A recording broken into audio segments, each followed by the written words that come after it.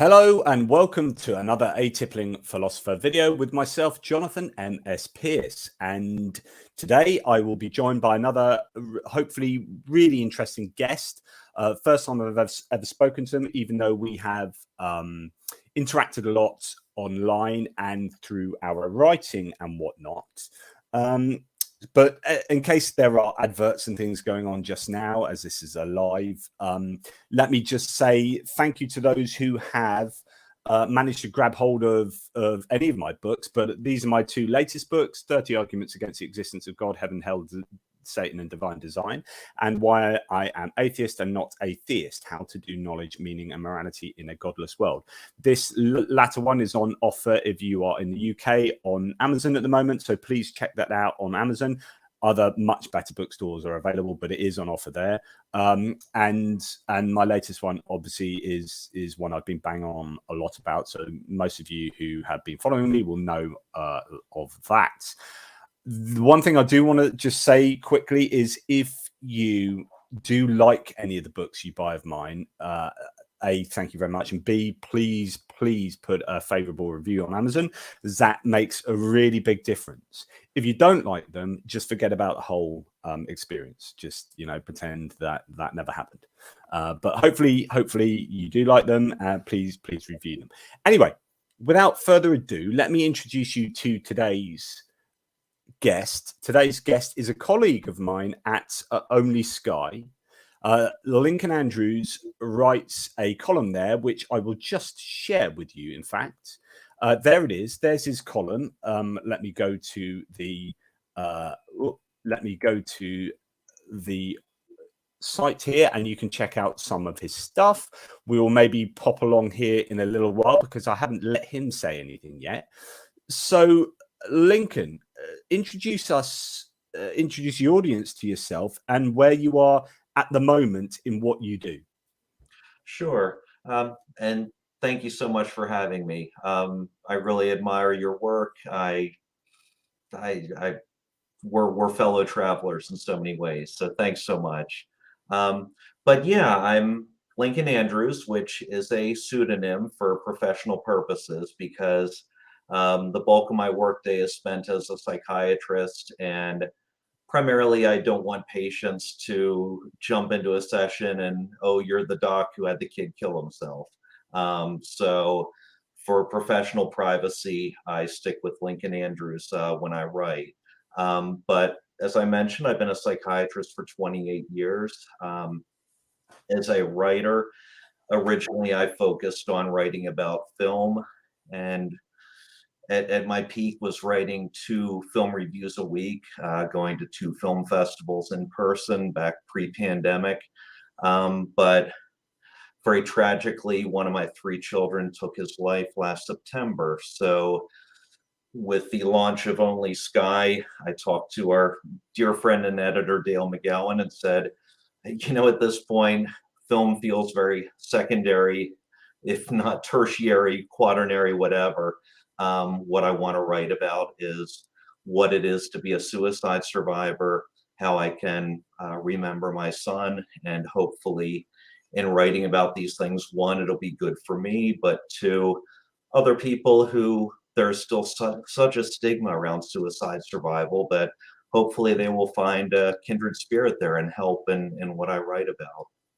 And we'll come on to that towards the second half of our talk. But just before, I think, what a wonderful thing in a way, and obviously it's not a wonderful way of getting there, but for your writing to be of service to other people, I think is a very noble and very important thing. Is that something that you want it to be to add that extra sort of meaningfulness?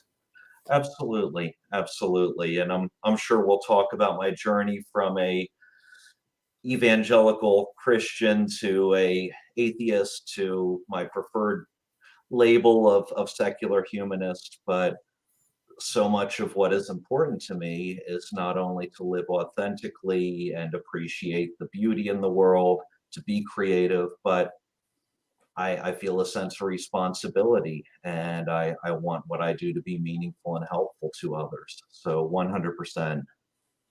Brilliant. Well, to get the ball rolling, I mean, this seems to be, I come from the UK where religion is just not a factor in really in everyday discourse, in media, like on the television, where you guys have like Fox News and stuff like that, where religion is part of the culture wars narrative, and part of, you got Bible Belt America, and it's almost like the default is for many Americans, or for most Americans, to have been brought up in a religious upbringing, and then you shed your religiosity.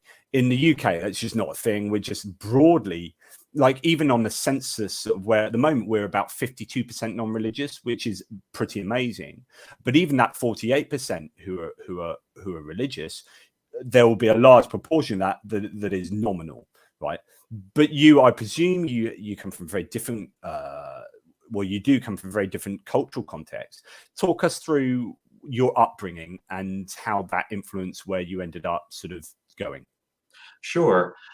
So my family of origin, if you will, were faithful church attenders. Their denomination was the Lutheran Church Missouri Synod, which is the smaller branch in the United States of the Lutheran Church, the much more conservative, the evangelical branch, compared to the Evangelical Lutheran Church of America, which is it's a lot of words, but basically is far more politically liberal, less rigid in their interpretation of the Bible.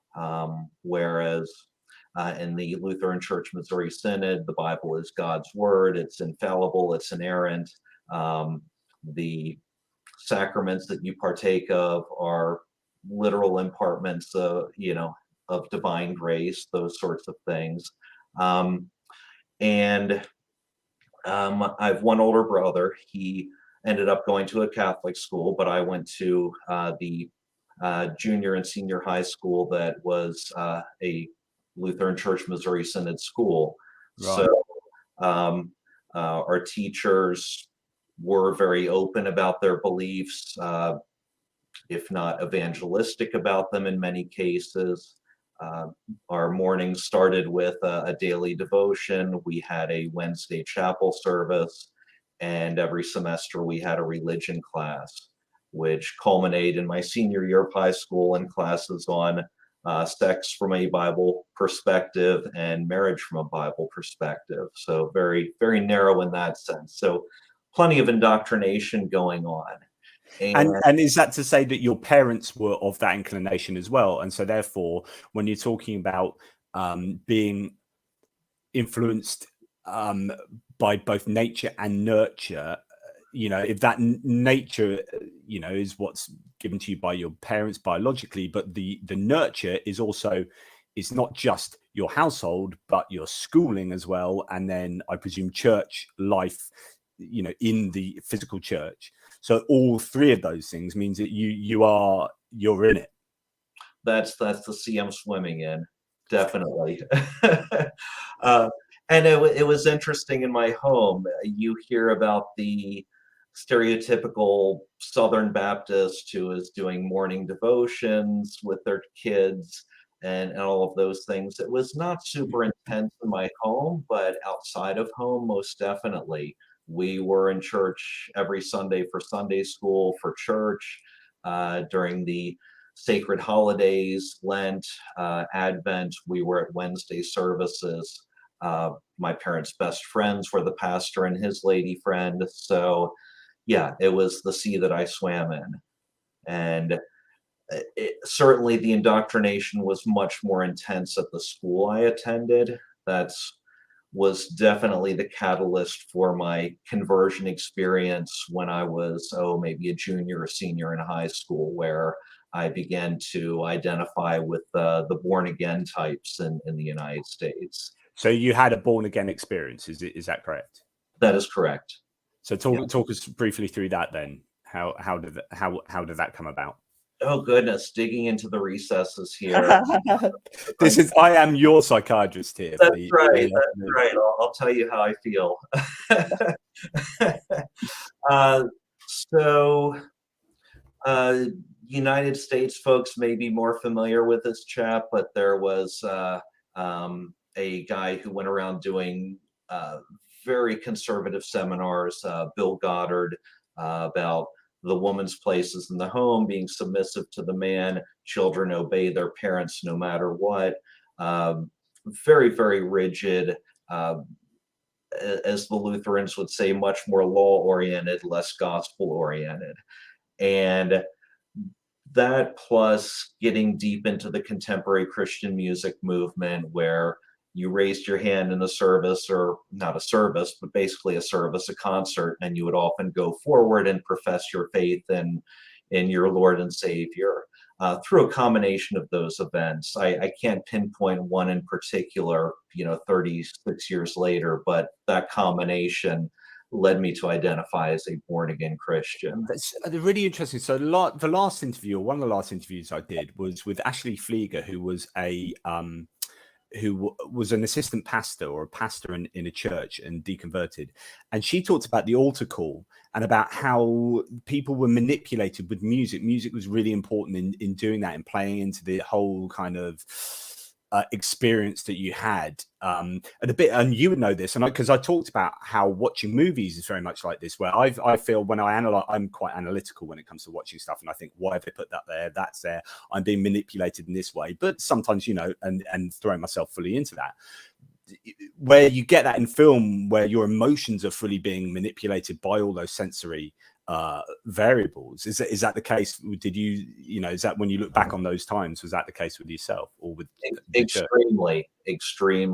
I could still get a sensory memory of those experiences, where the music is playing softly, slow tempo, the preacher is speaking oftentimes not so much loudly or overtly passionately, but there is a fear versus faith.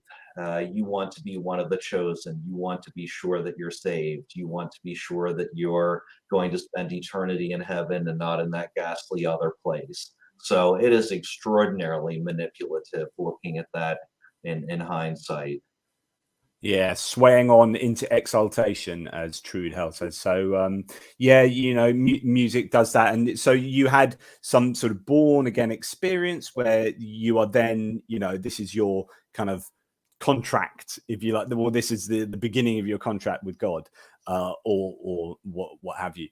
Where did you go from there? Because eventually you're serious enough to consider becoming a missionary. So what goes on in that period of your life? Yeah, and here I can bring in some of my own personal biography as well. Please do. When I was 17, precisely a week before I went off to college, my mom died from pancreatic cancer. So, of course, losing the parent that I was closest to, I wanted to believe that I would see her again, that I would be reunited with her. So that was certainly instrumental in deepening that commitment, because, as I'm sure we'll talk about later, in some senses, the prospect of this life being finite can be terrifying for many. So I went off to college a week after my mom died, got deeply involved with a fundamentalist group that I think is nation or worldwide to some degree, InterVarsity Christian Fellowship. Yeah. Where again, I've heard of them. Yeah, I think they are worldwide. Certainly, I get the sense they're more prevalent on United States college campuses. But there again, there is that same degree of emotional manipulation. You go on retreats or overnighters where you're sleep deprived, and of course, you're much more vulnerable to make these types of commitments. There is a lot of guilty manipulation to make sure you're having your daily devotions, that you're very active. Well, that's fascinating. Sorry to interrupt, but are those things, and I asked this to Ashley with regard to the music and altar calls, and I'll ask the same to you, which is, are those things done intentionally, or are they just things that these mechanisms of sleep deprivation and music, and do people sit down and say, we're going to do this because I know it gets people in the right zone, or we are like the explicit understanding that this is going to manipulate people to be in the right place for us? Or is it just something that, we do that because we know it sort of fits and it becomes an organic sort of thing? I think it's organic. The leadership at InterVarsity, I did not get the vibe that they were bad apples. Yeah. I think they were true believers. And so there is this inherited sense that we have always done it this way, hearkening back to the revival meetings of 18th century United States and onward. So I think they're just continuing that inheritance. But when you look at the so-called religious cults, you see that the practices are very, very similar. Mm. And so then you are then getting deeper and deeper into this whole belief system, because as you rightly say, we'll talk about this more explicitly later. But I talked about this last time again, that suffering, or with someone else actually, that the suffering can send you in one of two ways. When you can talk about this in terms of personal suffering, or looking at suffering out there in some kind of eagle-eye view. But let's say like the Holocaust, right? And you are personally there suffering, but believing in God, right? And you think so it goes one of two ways. One, this just does not jive with my understanding of an omni-God, of an all-loving God. I can't understand, like, experientially, this is wrong. And so you reject belief. Or the other way you go is like, God is the only way I can understand this suffering, this real experiential like pain I am feeling. And God either both gives me a comfort, but also gives me a sense that there is a meaning and there is a reason that this has happened. And obviously, if you're already in that latter scenario of like, the context of where you're at, I suppose the loss of your mother sent you on that second. Most certainly. The first path came much later in life. Yeah, and as we may talk about, when I commit to something, I commit to something. I have a pretty insatiable curiosity. So if I latch onto something, I'm that proverbial dog with a bone. And so when I became a Christian, I was going to be reading the Bible, studying it intensively. I was going to be a Bible study leader. I was going to be a Sunday school teacher, you name it. And from there, it was not a huge leap to say, well, if I truly believe this, and if I believe that non-Christians are going to hell, I better do my damnedest to save them. So from there, it was not a huge leap to aspiring to be a missionary. And I was on a pre-med course. And so it's like, okay, I'm going to be a medical missionary. I will go to places that do not have a strong Christian presence. And through my medical work, that whole means to an end sort of thing, I will be a witness to them, and will hopefully lead others to believe like I believe. That's an interesting thing. So the idea of witnessing and being a missionary, like if you believe in a literal hell, as problematic as that idea is, and as actually as damaging as that idea is, really psychologically. Yeah. But if that's what you believe, that people who don't believe will go there for eternity, then I fully understand. Like, I don't understand witnessing because I couldn't it's just so, and it's very un-British. But I understand it in terms of, like, if you genuinely believe that all these other people are going to go to hell for eternity, then what else can you do if you are a moral agent? Like, do I sit back and watch these people condemn themselves to hell, or do I try and minimize the number of people that go to hell? So it amazes me that more Christians don't. It just makes me think that actually they're not really as strongly Christian as you might think, because they are not witnessing. Is that fair? Totally agree. Totally agree. And that was my take on things. And certainly you can get very judgy within evangelicalism.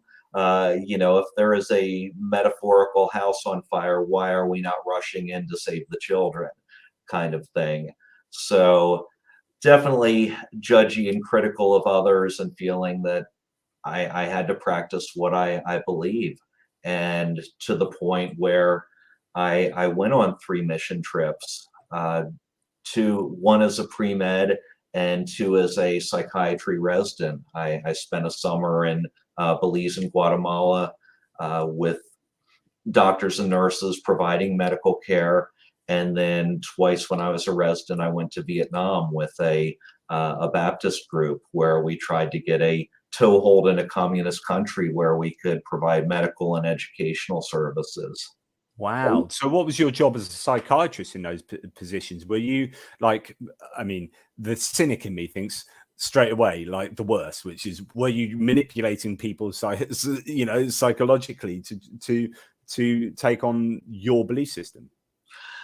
That was certainly the case when I went to Belize, when I was a pre-med. That was part of a missions organization called Youth with a Mission, which is very manipulative and very much seeing what you're doing as a unambiguous means to an end. You're doing these nice things, but you're really wanting to save people from hell. It was subtler with the group in Vietnam. And when I went there, we actually connected with physicians, and I did a lecture or two. I interviewed a patient to talk about, look at this great Western medicine and look at what we can do for individuals with schizophrenia. Definitely some imperialistic arrogance going on there, both as a Westerner and as a Christian in hindsight. But there again, it was the means to an end was much subtler, but it was most certainly there. So it was quite interesting. And looking back, seeing that once you, the Wizard of Oz experience, once you pull the curtain, you see that there is a lot of nerdy nastiness and things that are swept under the rug. The person who was our primary contact in Vietnam, frankly, looking back, was a sexual predator. And this was overlooked by the leadership because he was the person who was on the ground in Da Nang and allowed us to do these trips overseas. So yeah, it's that greater good, isn't it? It's like, oh, I can bury my head in the sand because there's a greater good, or my mind will do these subtle things where I'm not explicitly and consciously recognizing it, but there's some kind of subconscious level where I do recognize this activity, and my subconscious will also, compartmentalize it or keep it. I don't know. I'm an armchair psychologist here. You're the expert, but I imagine I think you're totally correct. And in hindsight, I can see that it was part of my death by 1,000 cuts and walking away from Christianity, seeing that there were these ghastly things that were enabled, and that the leadership of the so-called Vietnamese initiative was a lot more about talk and less about substance. We actually met with the vice mayor of Da Nang and said, look, this is what we can offer to you. But the 2 trips that I made and the subsequent follow-up, there was no substance behind it. The medical things were really talk. We were kind of window dressing for other things. Wow. So and that brings us on to the next sort of part of your journey, which is the deconversion part. So here you are as an almost missionary, or basically doing missionary work, with your expertise as a psychiatrist. Was there a single thing I mean, you talked about death of 1,000 cuts, but was there a single thing that started the ball rolling, or was it just a whole bunch of things that just didn't quite jive? I think it was a slow accumulation. The one that jumps out at me as the first step along that way was as a shiny new psychiatrist in my first job after residency. I worked for a community mental health clinic in Hartford, Connecticut, and a number of my coworkers were members of the LGBT community. And this butted up against the fundamentalist view that You're all going to hell. you're all going to hell. Just, First Corinthians, the homosexual offenders are going to hell. Romans chapter 1 or 2 about homosexuality was one of the steps, one of the crucial steps in humanity walking away from God. And here are these just terrific human beings. I'm still friends with one of them, who are in committed relationships, who have dedicated their lives to helping individuals who are on the margins of society. And the cognitive dissonance that these are virtuous people that I love, that I respect, and Christianity saying they're hellbound. I just couldn't reconcile that. And it led to one of the crucial moments in my walking away from faith, because at that time I went to a Baptist church that was hyper conservative, and the pastor was giving a very homophobic sermon. And I turned to my wife and said, I'm not going to sit here and listen to it. So I actually got up and walked out of the church. And Wow. that was the last regular service that I attended at that church. Did you find that you were just becoming more and more liberal before you? Is it like this was that a trajectory of yours, rather than just like, bosh, I'm going to give it up? There was a kind of like liberalization and then an eventual kind of throwing off that last of the shackles. Total trajectory. I shudder to think, but if I had continued on that path, I've no doubt I would be the MAGA hat Republican. I was hyper conservative, read William F. Buckley's National Review and the American Spectator, and believed all of that talk. And again, the exposure to life in an inner city clinic and seeing these are the consequences of Republican policies, that people are kept impoverished and kept undereducated. I just could not reconcile that. And so it was certainly a movement away from political conservatism and religious conservatism. And my next job after that was working at a veterans hospital in Tennessee, jumping from Connecticut to the Bible Belt. And that continued the process, because when I started working there, it was when George W. Bush had his Iraq war going full steam ahead. And here I was working in a PTSD clinic and seeing the victims of one of our other wars, because our patients there were primarily Vietnam vets. And I could no longer comfortably stay a Republican, support what most conservative churches were standing behind. And that led to some of the further questions about the whole theodicy thing. How can God be all powerful and all loving, and yet there is this horrific suffering? I saw the survivors of the Vietnam War, not to mention the 50,000+ whose names are on the wall, not to mention the 500,000 to 1 million Vietnamese individuals who died in the war. And how in the hell can this point to a God who is just and kind? So it was, I would say it was nail number 2 in that coffin of belief.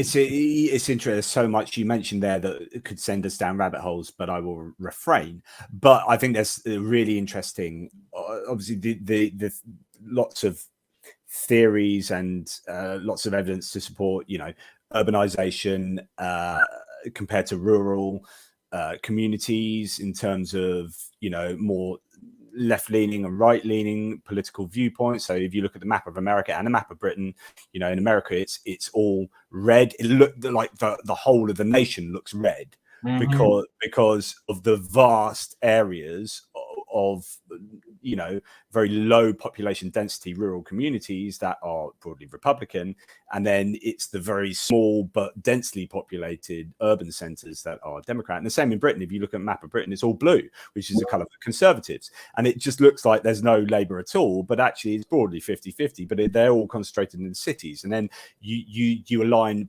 politics broadly with religiosity, and you get the same sort of thing going on there. But you also talked about ideas of your moral compass as an individual, in understanding this person is a decent person and they're gay, but they're gay for you at the time. You're like, this is a decent human being, but they're gay. How can that be? I've mentioned this before. My viewers will know this, but I edited a book, Beyond an Absence of Faith, which is a stories about loss of faith and the discovery of self. Loads of deconversion stories, and one really interesting deconversion story is exactly that. A guy called Counterapologist. He does loads of stuff online. He's prevalent in YouTube and talking philosophy and whatnot. But his story was exactly that: knowing to a gay couple who were like the nicest people, two guys who had the soundest relationship, and he's like, I cannot understand that these two guys will go to hell when they are two of the finest individuals I know, and as a couple they're the strongest couple I know. And that was for him what started the ball rolling.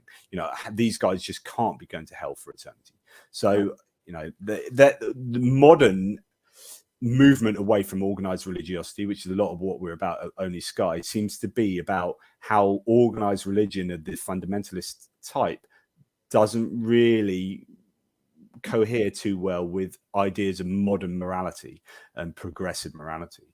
Is that something that I don't know if you deal as a psychiatrist with people deconverting at all, but is this something you've come across, that people's moral compasses and what their church say often can lead to deconversion? Going back to my time at the Veterans Hospital, it was very striking to me that East Tennessee is about as red as you get in the United States, but the mix among the veterans, and I, as a psychiatrist, I don't invite political conversation or religious conversation.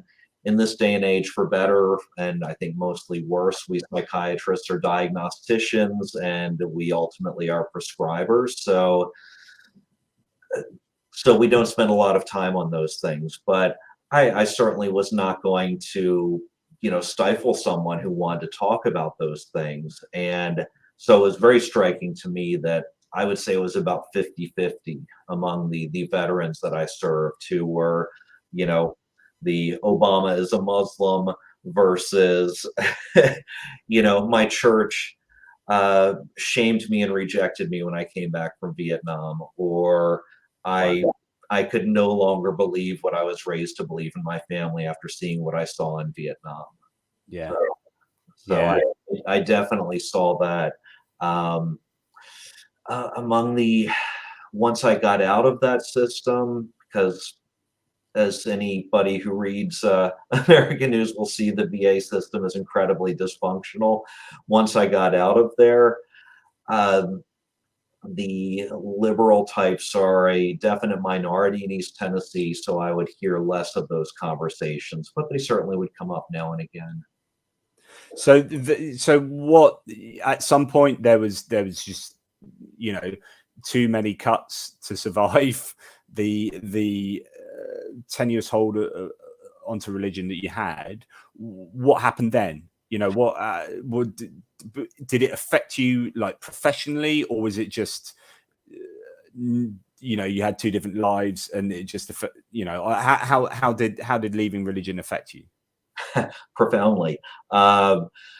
And just briefly, the next step was the intellectualization step. From there, I started digging into writings by Bart Ehrman, for example, and I could no longer see the Bible as infallible. And once you start seeing the subtle errors, you open yourself up to see the bigger errors that the gospel writers couldn't even get right, where Jesus was born.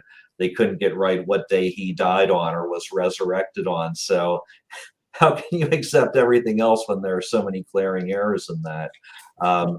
So you are absolutely right. I've written a book on each of those things. So everyone, yeah. Anyway, sorry. I've noticed, yes. And then from there, and this is where some of my film love intersects with faith or non-belief. I became a total Japanese cinema nerd, and to understand the milieu of that cinema, I dug deep into Japanese history and Japanese religion, and I saw that many of the same things happen in Buddhism. If you look at the history of Japanese Buddhism, it was these, from an outsider's point of view, just as I look at the wars of religion in Europe, it was absurd wars over points of doctrine and power struggles. And it was the same thing going on with Buddhism. So I could not see myself jumping to another religion. So for me, it was natural to identify at that point as an agnostic. And from there, it was digging into Richard Dawkins and his God is the nastiest character in all of fiction, and reading books that were made clear that you don't need a deity as a prime mover or the creator of the world. So God became irrelevant. And to get back to your question about how this affected me, quite profoundly. My wife at the time was and still is a true believer, and it wrecked our marriage. She was also an aspiring missionary and all of that, and we just couldn't find a way to reconcile those differences. I won't get into. Yeah, I'm amazed how there are the occasional like relationship that what they appear to work. I mean, there are relationships where people believe the absolute opposites in terms of religion. I just don't know how.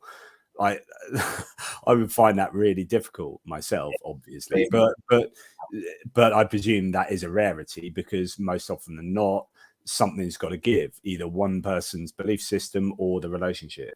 I don't know. I think my story is all too familiar when I read the deconversion stories of, I think it's Dan Barker, Seth Andrews. What's the Louisiana Pentecostal who wrote a beautiful book about deconversion? It seems like it's par for the course that the marriage falls apart along the way. And so that was devastating. I have 3 children, and to see the effects of the divorce on them, I plunged into a pretty deep depression at the time, and it took me a couple years to emerge from that. So, what was the most difficult thing in leaving religion then? Well, I mean, what was the struggle, psychologically, particularly? Guilt. Guilt, far and away. Guilt that I blame myself for wrecking my marriage. Right. It took a wise therapist to say, you didn't kill your marriage, you just declared it dead. And that just resonated for me. It's like, okay, there's no battle, there's no war unless both parties walk onto the battlefield. So I could begin to forgive myself and move past that. There was also the guilt about, what if I'm wrong? What if I'm walking away from the truth and I'm going to go to hell and I'm going to be miserable in this life and in eternity? So there was that guilt and fear that went with it. Is that Jerry DeWitt you were talking about? Yes, Jerry DeWitt. Yes, thank you. So was there anything else from that religious framework of your life that was? I mean, a lot of people struggle if they are living in strongly religious communities. They struggle with giving up either familial connections. I mean, you obviously, the marriage was a very strong familial connection that you lost, but maybe family at large, or maybe friends and social networks and those security blankets of a community? Did you struggle with that at all? It certainly was disheartening to see that people I considered friends, basically I was shunned. My church friendships that I had maintained back from my days in Connecticut, with the exception of one couple, I was persona non grata from there on. Really? And I had been so active in that church, so connected to it, that it certainly felt like a betrayal and extremely hurtful. Uh, the same thing happened at the church that I was attending in Tennessee at that time. I can vividly remember one charming vignette when I was shopping in the Target superstore, and a couple from the church actually pointed to me and whispered to each other. And I had my kids with me, so that was just blended. So yeah, I was a pariah from the church setting. And what sort of year was this? I mean, I'm just trying to think of, this is post Dawkins. We're starting to see, or was Dawkins a thing that you post hoc rationalized? Where were we, and what was, in terms of like the national conversation, were we not yet at where we are now, which is like actually we're starting to see much more open atheism going on? Yeah, atheism was, from my vantage point, not as open at that point. I separated from my wife in 2007. We divorced in 2008 to give a framework there. Fortunately, at the time, I really had some sound non-church friendships through work. The gang at the Veterans Hospital was extremely tight-knit, to the point that it touches me still to think about this. When I actually moved out of my wife's and my house, there were probably 8 or 10 of them from the VA who came together and helped me move out. Wow. And loaded their cars, got me set up in my new apartment. I mean, just amazing human beings. Yeah. So I yeah. mean, that's fantastic. Because that is arguably, that kind of paradigm of losing, the idea of losing those things, the social networks and jobs, even for a lot of people, and et cetera, is what can keep people in those worldviews, maybe artificially, and that's such a massive shame. And that's where I'm very grateful that I was not a minister or pastor, or a missionary. I certainly could have gone down that road. In terms of job and livelihood, it did not have any impact there. Yeah, which is good, obviously. How did you feel? Like, and I don't know whether label atheism was something you used then. Agnostic is what you said earlier. But aside from that, how did you feel about taking on this new worldview or non-worldview or whatever? Was there any sense of liberation, shedding of a burden? I don't know. I don't want to put words in your mouth. Totally.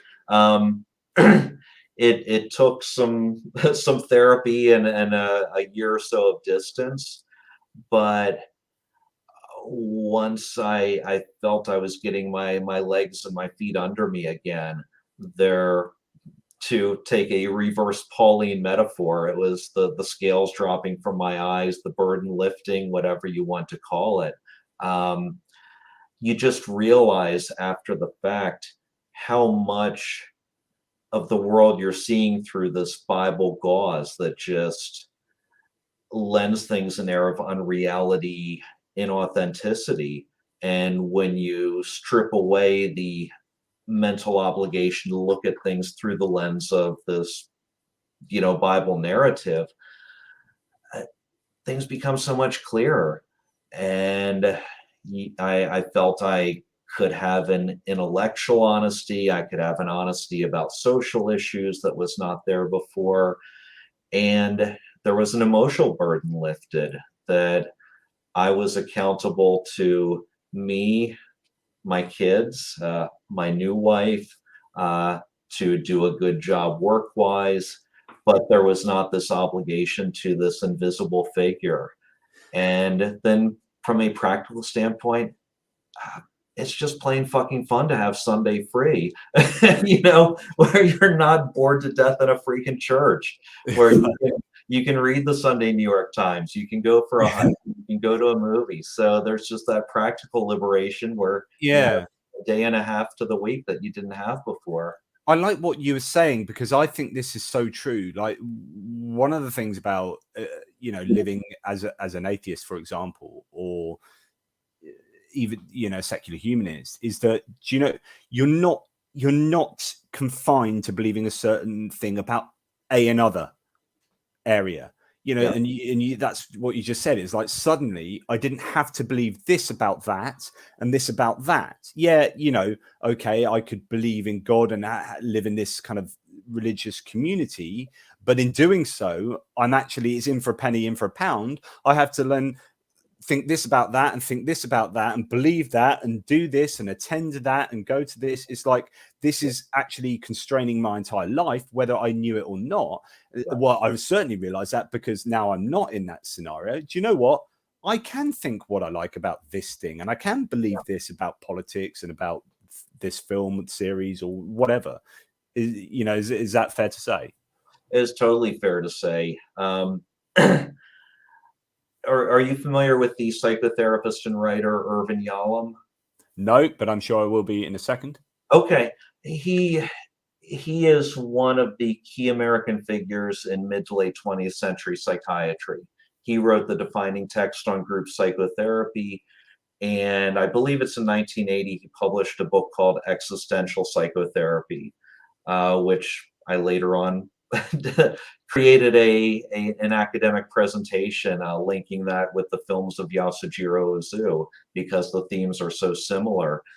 But he talks about there are four struggles that we have as humans, and one of them is with freedom. And I think this is a very Camus Sartre type idea that um, it is terrifying to live godlessly in one sense, because we have this freedom, but on the other hand, it's also extremely freeing. We have this responsibility to direct our path and choose our path, but we're not stuck on this freaking railroad track of Christianity. So the world opens for us. That's so interesting, because there is the idea that in psychology, I think that there are some people that just like to be told what to do. They don't like to think Yeah. about, I don't want to make all these. There's something called the paradox of choice, which is the more options you have, the harder it is to make a choice. So if you go into a shop and there's like 60 pairs of jeans, you're like, there's 2 pairs of jeans, you're like, easy, I'll have that pair, thank you very much, I'm out, and actually I'm happier for it. Yeah. And so the idea that the more choice you have might be liberating, but for some people that can be just too much. And actually being told what to do is how I like to live my life. So it's horses for courses. And goodness, you take a look at the rise of authoritarianism around the world. You can see that plenty of people prefer to be told what to do and what to think. That's such a good point. Yeah. And just going back to what you were saying earlier, talking about losing friends, like West 501 UA says, losing people you consider friends is rough. This is obviously true. It does go with the territory. I got divorced too. So when you were talking about your divorce, Trude Hell says, if you lose friends over a religion, are they really friends? Which is also very interesting. But that's that tension between, yeah, I'm your friend, and this personal level. It's a bit like we're talking about with the relationship. If it's someone that believes the opposite to you, but if you're going to reject God, then actually that's more important than friendship. And so how far can an evangelical go in terms of friendship when they're friends with someone who doesn't believe? I don't know. And I could cite Bible verses to back up that rejection. I think it's that little tiny book of Jude towards the end of the New Testament that talks about, in your relationships with non-believers, loathe even the garments that they wear. So there's it's harsh. Paul wrote in, I think, First Corinthians, do not be yoked with unbelievers. It's an unequal yoking. So you can create plenty of Bible justification for rejecting those who are heretics or apostates. This is true. I put it this way, says West 501 UA, the support you had to keep you in faith also disappeared. So, yes, there were friends, but once that support disappears, and then you are able to carry on your journey. So just one of the final things on this sort of area is your children. So obviously your former wife didn't change her worldview and was unable to maintain a relationship with you. How religious were your children, and how old were they when you deconverted, and what effect did that have? Sure. So when I deconverted, if we say that's around 2008 to 2010, they would be between 9 and 13 in age among the three of them. So it was interesting. Their mom compelled them to continue to go to church, and being the wonderful old Bible Belt, the judge allowed it to be in the divorce decree that they would be obligated to go to church every Sunday still. But as they got older, they made their own choices. My younger son, Josh, adamantly refused to go to church from maybe age 11 or age 12 onward. My other two kids continued to go to church until they went off to college. My older son still identifies as very strongly Christian. My daughter, and I hope I'm not outing her here, but she is very much on the fence as to whether she is a believer or non-believer. So they've truly run the gamut. And ultimately, my younger son Josh identified as an atheist. So, and there's something I meant to say earlier to you it's interesting, given where you are and what your profession is, that the scientists or that have the lowest belief in God statistically are psychologists, people involved in psychology. And I always think that's because once you start, it's not about arguing over what people believe.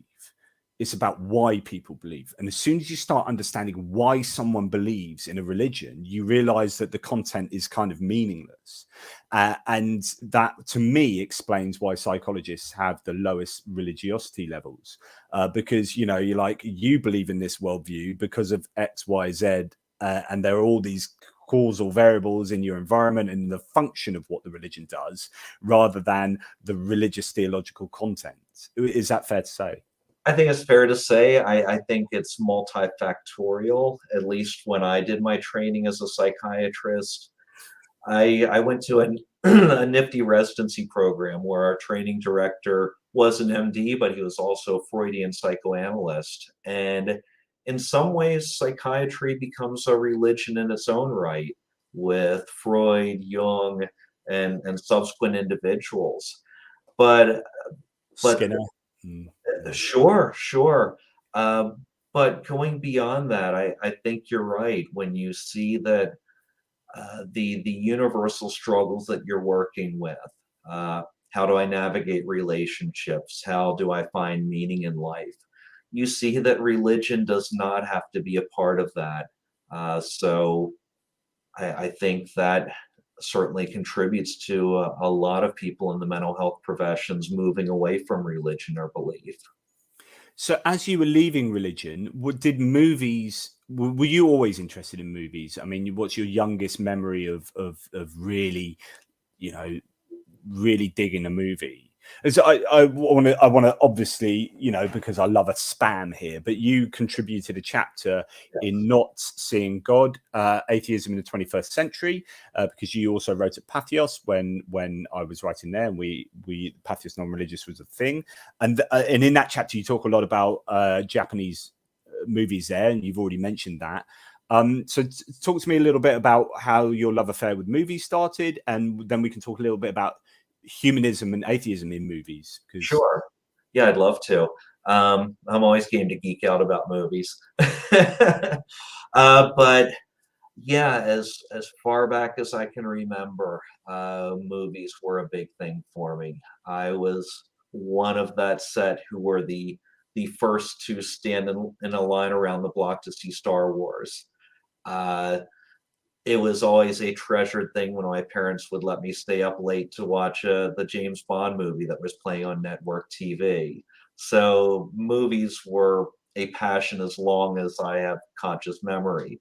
Uh, and it certainly continued once I hit adulthood. I can vividly remember leaving college one Friday night to go see Platoon and having my mind blown by that. Uh, on a trip home from, um, yes, yes. Oh, it's just an incredible film still. And I remember going home from college for a weekend or whatever, and that was my first exposure to Kurosawa. My dad popped the Seven Samurai into the VCR, and it also kind of tracks with my belief and non-belief, because where I went from a film lover to a cinephile, someone who loves to analyze and not just experience a film, it was part of a Christian group. There was this wonderful group that just went defunct a year ago called Arts and Faith, that had a message board dating to, I think, back to 2001. And I hopped on there, I think, in 2003. And that really helped me go to film analysis and film criticism, because it was, to their credit, though they were mostly evangelicals, they were critical thinkers when it came to cinema, and Akira, I can't argue with that. I would probably go for Redbeard as my favorite, but ask me next week and it would be a different film. But they were very welcoming. At the time I joined the group, The Lord of the Rings and Matrix were my mind blowers, and they introduced me to Kurosawa, Ozu, Tarkovsky, the Dardenne brothers, you name it. And just that there is this, as the director of Parasite said, Boon Jong-ho, once you overcome that inch-high barrier of subtitles, there's a whole great universe to discover. And it gave me a chance to discover all these new films. And it's fascinating, this Arts and Faith group, you can see how so many of the people in that group, they're still online friends of mine, many of them, but so many of them are now ex-evangelicals or agnostics. So you can see a similar tracking where so many people, when you think critically, you ultimately walk away from these things. But it was through that group we would occasionally do these top 100 lists, these top 25 lists, and that's where I first started writing about film, for the blurbs that we did for our online best of all time lists. And one of my friends there is a professor at a Christian university, and he's done a couple of books himself. I contributed a chapter there on Kurosawa. And then starting, I think, in 2013, when my kids were getting older, where they weren't as hands-on, I decided, you know what, I'm going to try writing a film review a week just for the hell of it and see how it goes. And it was a year later that I came on board at Pathos and started writing for them. Brilliant. And just before I get to the super chat that I was going to bring up in a second, but when it comes to the relationship of movies with religion, I think, traditionally my understanding is that you stay away from religion, right? Because it's not good, even though, religion is a default community kind of framework for Americans, is generally been, historically not interacted with religiosity because it's seen as divisive or not a good seller or whatever. But these days anything goes, right? And there's a market, and there's you can more easily directly market certain segments, in ways that probably wasn't possible like 50, 60, 70, 80 years ago. And so therefore you can tailor make movies for particular segments now. So religion's back on the table. But when you're talking about atheism or humanism, and you think, well, it's quite hard to think of openly atheistic and humanistic movies. I mean, there are some, but is that because there's some of those ideas are almost default accepted in the movies, that you don't need to deal with the ideas of atheism. It's just like, we accept a humanistic world, and therefore this movie is about this theme. Yeah, I think inherently most films are humanistic in orientation. Um, I think this is a bit of a change from the so-called golden age of cinema, where Hitchcock was Catholic, Tarkovsky was a Russian Orthodox. But I think in this day and age, aside from those niche um, uh, creators, Pure Flicks for the American fundamentalist, Tyler Perry for Black Christians, I think you're hard pressed to find a whole lot of overt Christians or true believers who are out there making films. I mean, I think of Terrence Malick, I think of Mel Gibson, and then I kind of Scott Derrickson, who did one of the Doctor Strange films. But after that, I kind of come up blank as far as people who are overtly in your face theists in the films they make. I mean, you get obviously the God Is Not Dead franchise, and Yeah. those, but they're not your major release. But Terrence Malick is interesting because there's the idea that his Tree of Life was one of his, which is, thinking about these bigger ideas and bigger themes, Yeah. but not overtly like delivering a particular conclusion, I don't think. But then it's been a long time since I've watched some of Terry. Yeah, I think one.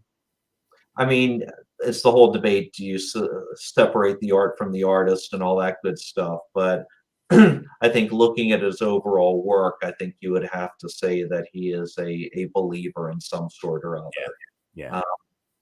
And his style is not mine for the most part, but I thought A Hidden Life was freaking brilliant from 2018, looking at a German who was a Nazi resistor and the price that he paid.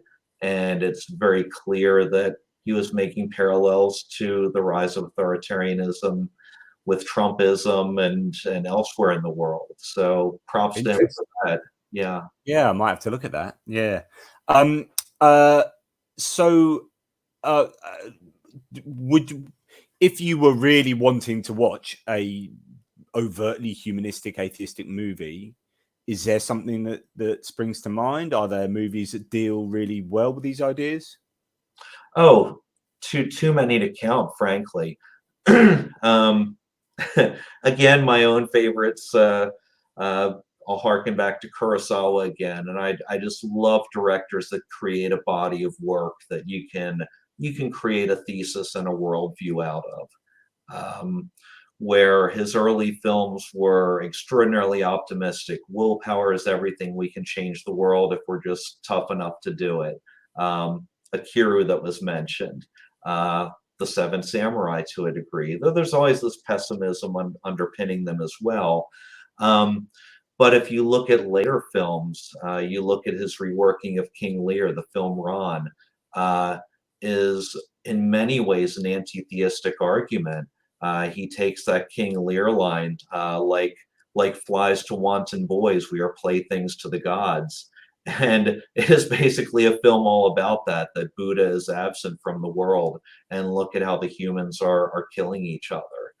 And his final couple of films are very much about there are no true saints in the religious sense of the world. The saints are the people who have endured and lived their lives with integrity. You look at Rhapsody in August, Matadayo, his very last film, and it is very much about how an ethically lived life that doesn't have to involve religion is crucial. A current filmmaker that I delight in, and I've been lucky enough at film festivals to be in the room with him, I think 4 times now, is Werner Herzog. Right. And he wrote, or what's the author's name? Cronin, I forget his first name, but he published a book-length interview with Herzog, and he makes it clear that he is not a theist in there. That if if there is a God, he's a pretty weak-minded fool. And you look at his films, and it is all about appreciating the beauty and wonder of the world that doesn't involve religion. And for a guy who is what, in the 70s, I mean, he is still going so strong. Even his film from last year, Nomad, was just a beautiful, beautiful film about a humanistic, curious life well lived. And I've sadly not watched that yet. The last time I saw one of Herzog was like randomly in The Mandalorian. Just turned up. oh yes, yes. One of the bad guys. I was like, hang on, what's he doing there? Oh, and Exactly. I adore him as well because he has such a sense of humor about himself. He is not this aloof, godlike figure. He can have fun with his persona, even that silly American sitcom Parks and Recreation. He has a cameo in there, which plays with the stereotypical image that we have of him as this quirky oddball director. Well, you've got people talking about movies in the chat, so that's great. Rope is brilliant. I remember watching Rope at school, and Yeah. we're told that famously it's only got several cuts in it, and they do the cuts very cleverly as they move into like blacks, as they move past a door frame or something, and he'll make a cut there, and the whole thing's filmed effectively live. And Hitchcock was a fascinating figure from a religious, non-religious standpoint because he was a Catholic, but yet I think uncomfortably Catholic. There's a story that may be apocryphal, but I hope it isn't, where he was driving around the British countryside and he saw a priest walking along the road with a child, and he said, "Run, child, run." So, but yeah, the whole themes of guilt and sin and the notion of being a voyeur on the world who is passive and not involved. Yeah, he's a fascinating cat for sure. I just want to go back. I know it's now the topic is the previous one, but Jake has super chatted. Thank you so much, Jake K. Really, really good, great supporter of the channel. That's really kind. How do you deal with religions saying in the face of tragedy that this is no reason to care or defect because God is still the good or beautiful and all is in his plan and such like rhetoric? So the idea, I think, trying to understand that question is that in the face of tragedy, trying to deal with the idea, don't worry, God is still all good. There's nothing to worry about. It's all part of the plan. I remember speaking. So I've done a feature article on OnlySky. I'd love you guys to go and look at it because I put quite a lot of care into it about gene editing, about the morality of gene editing. And I interviewed one of my friends whose kids had heart surgery. It was one of the, really young heart surgery, I think matter of a year old or something. And it's interesting with heart surgery, heart transplant, you live at the most 15 years with a new heart. So it's like there's a clock ticking on her kid's life already. Loads of complications with heart surgery, with the drugs he's on, and autism, and all these, like a whole slew of issues with this poor child has had to go through and now has. And then we're talking about the fact that people come up and say, oh, it all happens for a reason. And she's like, yes, it happens for a reason. What is that reason? And why does my child have to be used as the instrument for that reason? It's like, it all happens for a reason. But if God is all good, then that's what you have to do. Yeah. Can I speak to that for a bit? Please do. Please do. Yeah. Too long. No, not at all. I'm loving our conversation, by the way. But I actually wrote a column that speaks to this to some degree after my son's suicide. My ex-mother-in-law sent me a condolence card, which was a subtle, not so subtle evangelistic thing that, I'm praying you'll find a purpose in this. And I just thought, what a malign fucker of a God if a child has to die for there to be some deeper purpose. And I ended up writing a column about this that incorporated my mother-in-law's sympathy note. Because if you look through the Bible, God is he is the God of collateral damage. And children are often the cost for it. You know, David screws Bathsheba. So sorry, your firstborn kid is going to die. You know, God hardens Pharaoh's heart. So the firstborn of all of Egypt. And if you read the verses, Mass child genocide. It's like yeah, people don't understand how disgusting that story is. but yeah, but if you read the verse, it's not only Pharaoh's firstborn, but it's the firstborn of the slaves. What the hell did the slaves do to deserve this? Let alone the child of the Pharaoh. And you can go on and look at that to the crucifixion narrative. That's a story of child murder. God the Father knew what was going to happen, and hey, you know, sorry, kid, see ya. I'll see you in 3 days. Uh, so I utterly reject that notion that there is a greater plan that involves the death of children. And if I recall correctly, that is a central aspect of Dostoevsky and the Inquisitor's Tale and the brothers Karamazov. So it's hardly original with me. But then also this notion of God's perfect plan. One of my upcoming columns is going to be about all hail the almighty God of mental illness. What kind of perfect plan is this that involves 1% of the world having schizophrenia? You know, 20% of people in industrialized countries struggling with clinical depression. If I can imagine a better world that doesn't include bipolar disorder, schizophrenia, depression, and suicide, I just can't buy that there's an almighty God out there. I'm so glad you brought that up. So I wrote a piece and did a video on this. So check out my previous videos, guys, if you haven't seen it, but a lot of you might have done, which is the argument against God from phobias.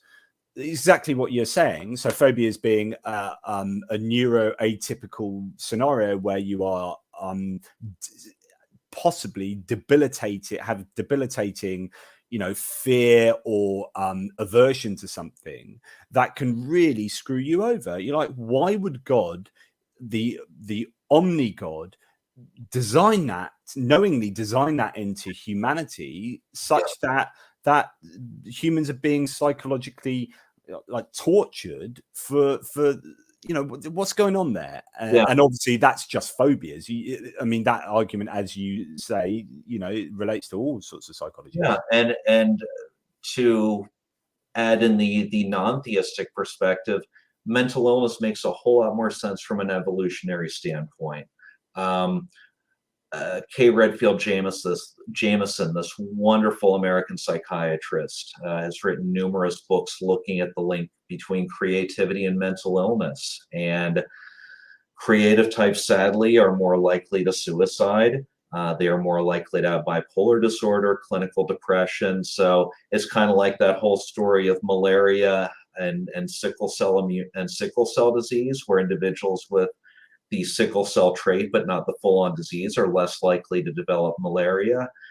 There is this kind of link of mental illness and creativity. Likewise, schizophrenia, we know it has a 1% prevalence worldwide, whether we're talking, you know, rural Vietnam, you know, Lesotho or Chicago. But what's interesting is that people in non-developed countries tend to fare better with their schizophrenia, despite all the great medications we have in developed countries. So there is some sort of pride of place that is often ascribed to individuals with schizophrenia in less developed parts of the world. And you look at things like clinical depression, which I think was there from the beginning of time. Jameson again has pointed to a hieroglyphic scroll in ancient Egypt that is probably the first known suicide note, but it seems to have ballooned with industrialization. So we can look at it where humankind is changing faster than evolution will allow. So you see this higher prevalence of depression. So it makes a whole lot more sense to look at it non-theistically than trying to impose a god on it. I wonder how many schizophrenics have been like shamans. Like, I wonder if that's precisely, you know. precisely. They have a special sight or a special insight, and this isn't imposing colonialism. This is well documented in literature from the World Health Organization and reputable studies that have been done. And what you're saying about the link between creativity and depression is like, you think of all the songs and poetry, the poems that have been written, and it's like people who are like 100% happy with their lot. Do you know what I've got? I'm really, really happy. Everything's going really well at the moment. Life is a dream. I've got a great job. My relationship is brilliant. Life's great. I'm going to go and write a poem. Like, it just doesn't happen, does it? It's like, do you know what? Everything's terrible. It's all so horrible. I'm gonna pour all this like really tangible suffering in my life into a song or a poem, and it's like, yeah, art comes from. There is a saying, isn't there? I think there's a saying along those lines to do with like art and suffering, or I just can't remember what it is. I'm sure there are many sayings. But, yeah. So that brings us on to the situation with your child, Josh, is it? Yes, Josh. So talk us through, because thank you very much for coming on in and wanting to talk about this, but I guess you want to talk about this not just for your own good and some kind of catharsis, but actually because this could be useful and meaningful for other people. But talk us through your family situation and what happened with your son Josh. Sure. And just so I don't forget, just to speak to the relevance of this, in the United States, there are 48,000 suicides yearly. And when the researchers and epidemiologists look at the effects of suicide on society, they estimate that due to their intimate connection with those folks who suicide, that 5 million people in the United States are profoundly affected by suicide yearly. And then if you look at the broader societal ripple effect beyond the intimate friends, they estimate that each suicide affects about 750 people. So, and sadly, I can hop on Medline, I can hop on the National Medical Library. There is not a lot that is written about this as to suicide contagion is definitely studied, but as far as what it is like for suicide survivors, what it is like for those who have traumatic loss, it is really not studied and talked about a heck of a lot. So if I could have my son back, I'd be still writing movie reviews and I'd be going blithely along. But if there's going to be tragedy, I hope I can use that in some way to help myself and help other people. But to go back to Josh and me, Josh, first I have to talk about him as a whole person a bit, if you don't mind. Yeah. Just I'm proud of all three of my kids. They are good human beings. And Josh was no exception to that. My daughter and I were talking about this recently, and once he hit adolescence and went beyond the teasing that kids will do, we can't remember a time where he was mean or cruel. He was just a kind, gentle individual. He had a passion for social justice, which I admired immensely. He was socially phobic and terrified in social interactions, but he had a strong enough sense of justice that he went with us to the Women's March in Washington, D.C. the weekend after Trump was inaugurated. He participated with me in Black Lives Matter marches. So he had a passion for justice. And one of our very last conversations, he talked about aspiring to return to college and major in political science. And he had a wonderful sense of humor. The rationale he gave for it was, I've seen generations before me fuck up the world. I want to have my own chance to fuck it up. So, which is just classic Josh. Nice. He just had a wonderful way with words, and he loved animals, and that is so huge in my household. He adored his cat. He was tender to our dogs. I have so many photos of him with the animals. I mean, he just had a heart for them.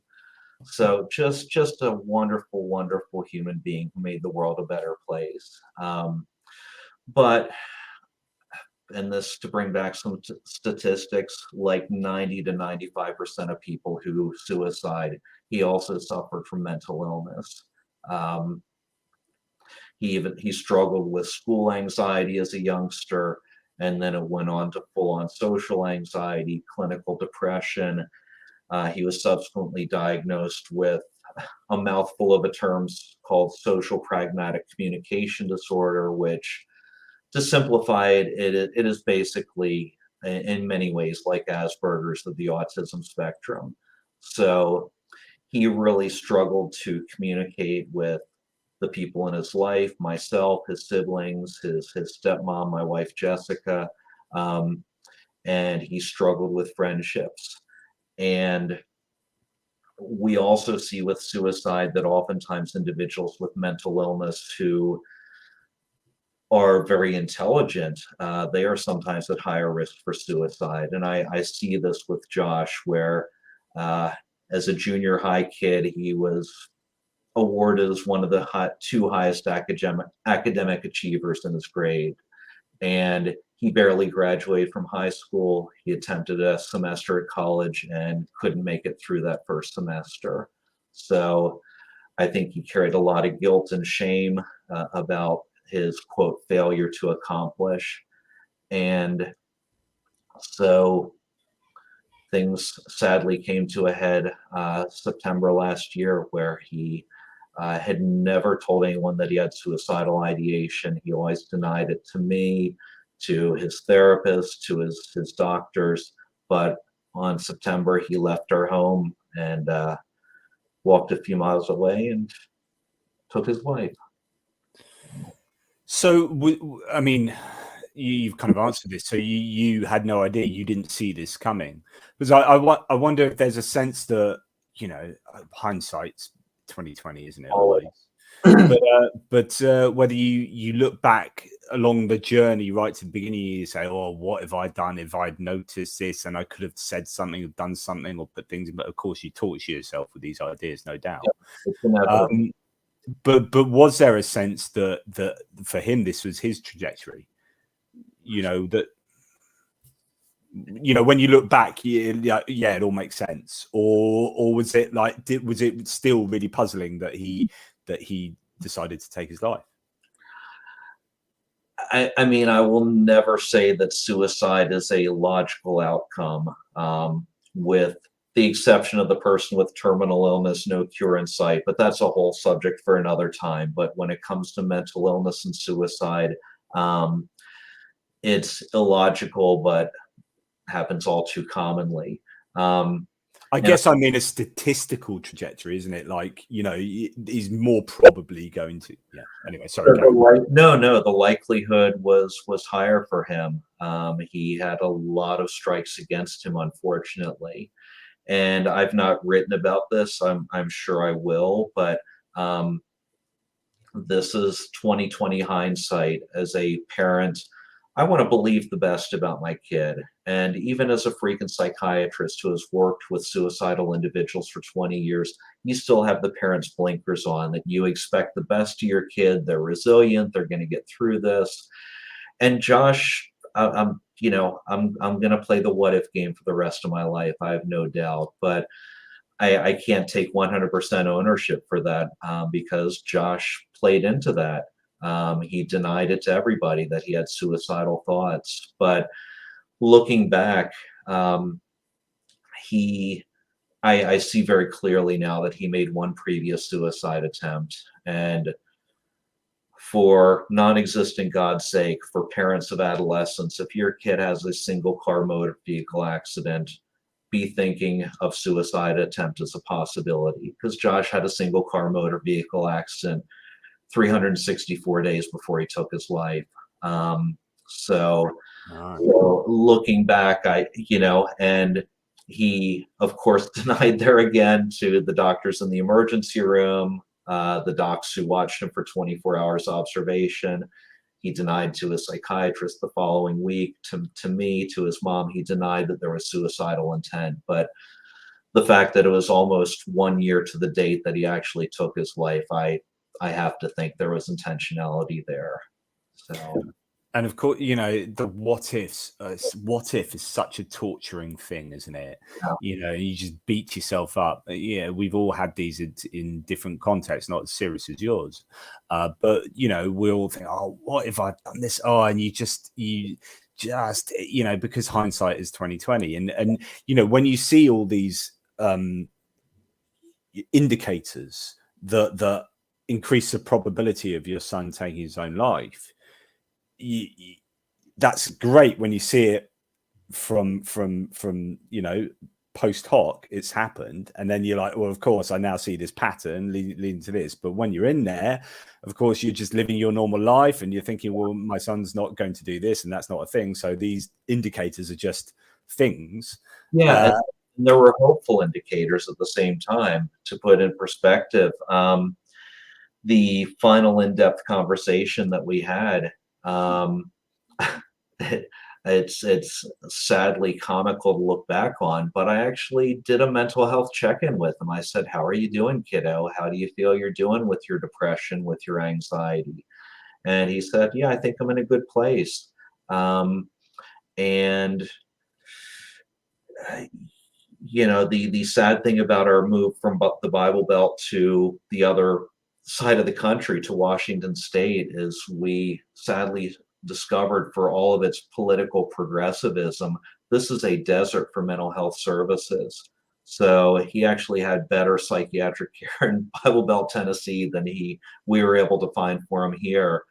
But he was offered a Zoom group for individuals with social anxiety, and I brought it up, 12 hours before he died. I said, would it be helpful for you to jump into this? And he said, no, I think I'm in a good place. And of course, in hindsight, I can look back, and we know as mental health professionals that there is oftentimes this pseudo clarity that comes before someone suicides, where they can appear to outsiders as brighter, more upbeat, more hopeful. And sadly, it's because they fucking have the plan in their mind and they feel a sense of release knowing they're going to do this. And so in hindsight, I can see that this was the case for Josh. So for him, in a sense, he's got this liberation, this burden of life. Before taking his own life, the burden of life is just suddenly lifted, because he's like, I am resolved. I know where I'm going, where this is going to finish.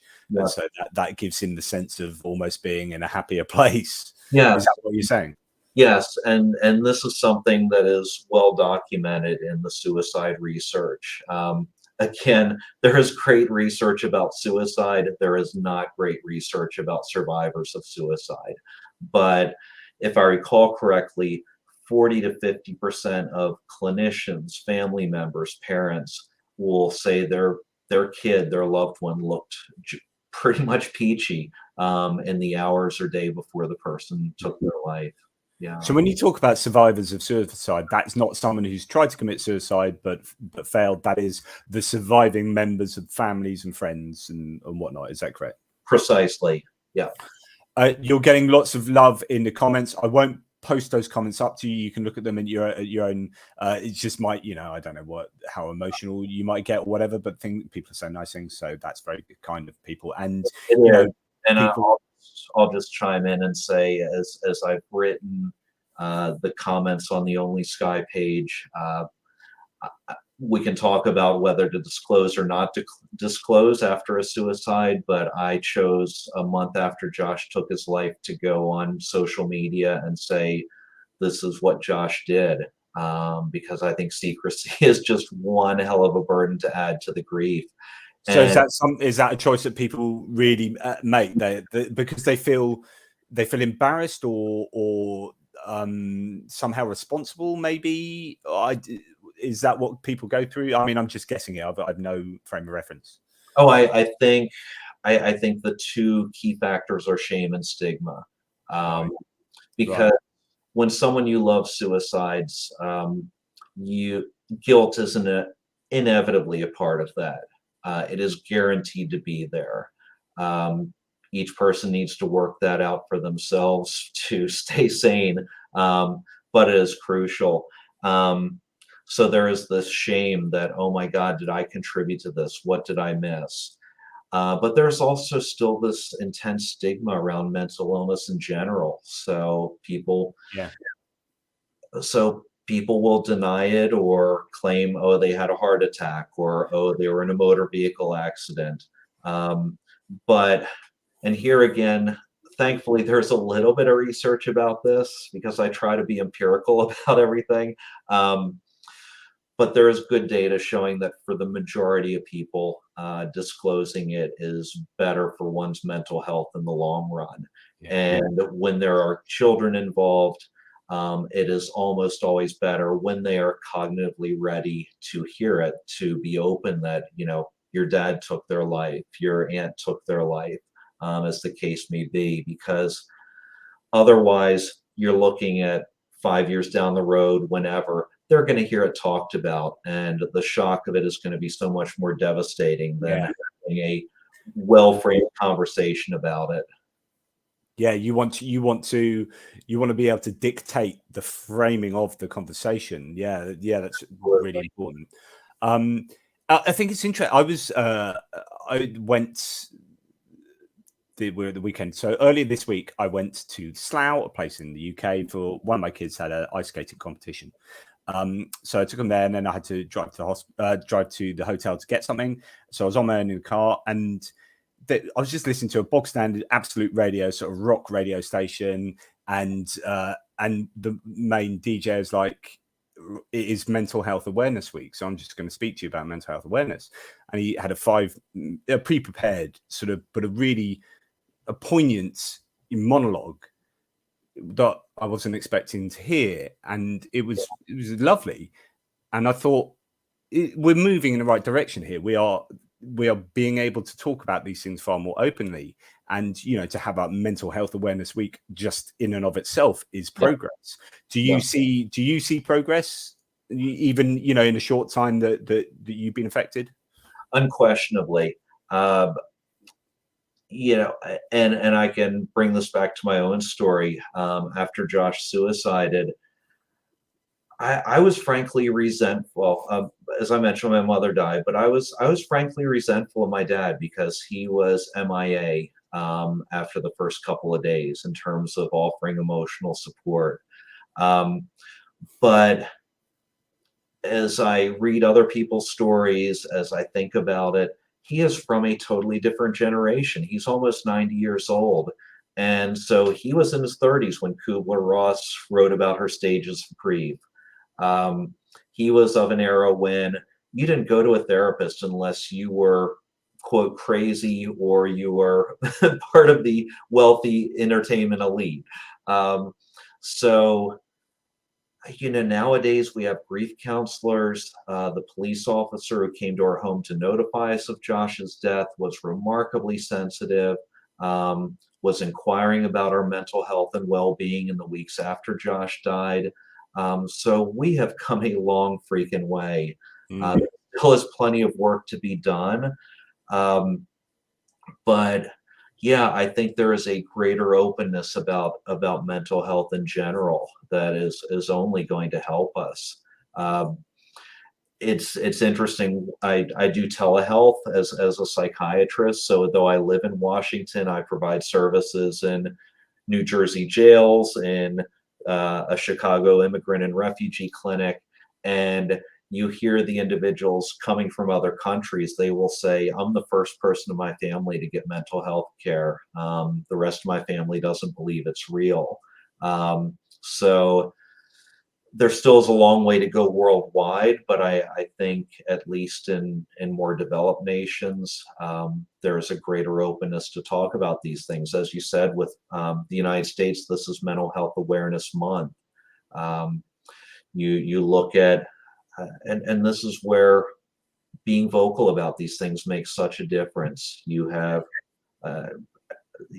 folks like the Judd family talking about mental health, which made Naomi Judd's suicide recently even more tragic. But you have people who are in the entertainment world, in politics, who are talking about their struggles, and I think these lower the barriers to talk about it as a society. So before we move on to talk a little bit about religiosity and secular humanism in terms of dealing with death and suicide, you've written about this, I think. Well, I don't think, because I know, because I've read it. But you wrote recently about anger and about how you were angry towards your son. Do you want to talk to that for a little bit? Sure. After suicide, I'm discovering, and when I read the accounts of other survivors, and my wife and I are in a suicide survivor support group, um, you can expect a flood of different emotions. Different people will talk about the waves of emotion that hit you, the emotional ambushes that you have, but it's going to be overwhelming sadness. There's going to be guilt. There's going to be anger. There's going to be times of distraction where you can have a few hours where you feel pretty damn good. But as I wrote about, you're going to feel these things. And if you try to run away from them, it's just going to compound the problem. So it's best to walk into those emotions, if you will. We can talk about different models of grieving, because I think there are times where we need to distract, where we need to push it away from our mind. But in general, I think one needs to walk into those emotions so you can cope and find some sanity. But anger is a part of that, and I rationally and emotionally, on the long view, I do not fault Josh for what he did. I, of course, don't agree with his choice, and it totally breaks my heart. But when a person is that depressed, they sadly sometimes will see that their options are completely narrowed. So I don't blame him for what he did, but the reality is, the sadness and the burdens that he was carrying, he just spread it out um, among those who are left behind. Um, I struggled with my own suicidal ideation in the first couple months after he died, just thinking, my God, I'm losing my mind. I just can't imagine living like this for the remaining however many years I have left. So what the hell? I might as well join him. Thankfully, I've moved well beyond that with good therapy and what have you. But due to the contagion effect, I know that his surviving siblings are at higher risk for suiciding themselves. So when someone you love or care about suicides, it lowers those barriers to thinking about it that are there in the typical human mind. So Is that kind of like that, moving the Overton window?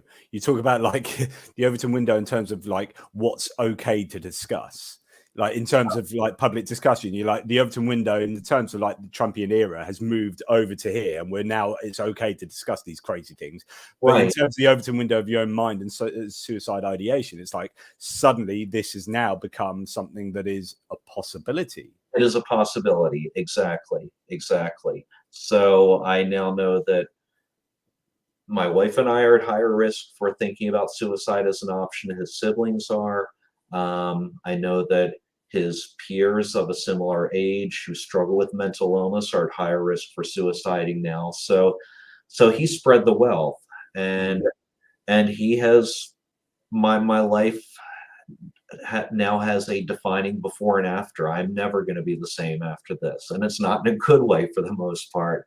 So there are things to justifiably feel anger about, and I have to address those things in my own mind and find my peace in that. And where I find the peace is, one, to acknowledge it, but then two, to recognize that this was Josh's mental illness. This was not Josh as the good, kind, warm human being that I knew him and loved him across his 20 years. So I can I can put the anger target on the mental illness and his suffering, rather than on him as a human being. Do you in some sense say, I can't change the past? I mean, is there some kind of fatalism, not fatalism in that sense, but like, I know it sounds a bit trite, but there's no point getting angry about it because I can't change what has happened. Do you know what I mean? Does that help at all? I mean, I'm obviously a crap psychiatrist. No, I think what you're saying is valid. Um, my mind doesn't go there personally, but I could certainly see where other people would, just because, yeah, as you said, you can't change the past. Believe me, though Kubler-Ross's stages have been large in many ways invalidated, that whole bargaining notion. Yeah, you play the what if game, which I think is a close relative of bargaining. Um, and What I'm do you mean? What do you mean by bargaining in this context? Well, when Kubler-Ross she wrote about people with terminal illness, and when they learned that they were going to die, they would go into the bargaining stage. For the religious people, God, if you, let me live this out, I will, be kinder to other people. I'll give more money to charity, whatever it may be. For non-religious people, it'll just be thinking, if I live through this, I'm going to change my life in ways for the better. Right. So I think the what if thinking about Josh's suicide is a variant on that. And I am doing a whole lot more what if thinking now than I ever did in my life before. So this anger that you've had towards, Josh for what you felt he had done to others and yourself, does that then get quickly followed by guilt for feeling that anger, or are you now learning, you've now learned to accept that anger as for what it is? And therapists will talk about progress is not linear. It is more of a spiral. So I'm not going to say I've gotten over the anger. For now, I've worked through it. I'm sure I will circle back to it at some point and have to work through it again on a different level. But yeah, certainly the anger can become a part of guilt. And I think guilt more than anger is something that suicide survivors end up circling back to more and more frequently, and need to work on that. And I'm sorry, I may have lost the thread of your question. One of the I'm Which is going to write about this eventually, because one of the things that is so common with bereavement, it is like a concussion in some ways, where it is a head injury, where like talking about movies. I cannot watch a movie undistractedly. I've not been able to since Josh died. wow. My reading comprehension is not what it once was. I had to reduce my working hours from 32 hours to currently 20 hours. So if I lose the train of a question, please bear with me. Don't worry, mate. I mean, I've got MS, which is like that's my entire life, and like let's do that together. So I was just saying, do you feel guilt about having the anger, or have you learned to accept it? Sure. You circle back round to having that anger again in other ways, but yeah, do you ever feel guilt for having that anger? Oh yeah. I wrote in my column that anger for me is a scary emotion. You know, my mom did her best. You want to talk about generational trauma, but her anger could be downright scary at times. And so, unfortunately, I inherited some of that, and I had to learn as a young adult and even in middle age how to manage that anger. So I could acknowledge that I felt it, but I wasn't unloading on the people that I love. So anger scares me personally, and to feel anger towards a dead person feels downright awful. So yeah, there was definitely guilt that goes with it. It was definitely a topic of therapy early on in my work. But guilt is just such a huge part of suicide grief as well, that it was just one aspect of that guilt. And what you're saying there segues on perfectly to what I wanted to also mention, which is you're a psychiatrist and yet you are having to go through therapy yourself. So as a therapist being given therapy, I know that's part of your training, that you have to do that, and often you have to keep that going as a way to, you know, continue professional development. I don't know if that's the case with yourself and whatnot, but friends of mine who are psychotherapists, it's a very important thing. Yep. And you're in a position where you're being given therapy and you know all the techniques of the person that's doing it, you know what they're trying to unpick. And how's that relationship of a psychiatrist being given therapy and finding out about yourself and then second guessing what, you know, what's going on there? Oh, it makes it interesting. um, Yeah, and I had to talk with my therapist about this towards the beginning. When the rest of my world was falling apart around me, when I had no idea my kid was so depressed and he took his life. Um, it just shatters your sense of competency and ability to face the world and, you know what the hell you're seeing. Um, so when I started therapy, my defenses were up because thankfully I feel like I'm still pretty damn good as a psychiatrist. I feel like I'm very good at what I do. I interact with my patients empathically. So having to go into therapy again, it was like, oh, here we go again. And initially I wanted to project this aura of competency, Josh took his life. I've got this. I'm going to be okay with this.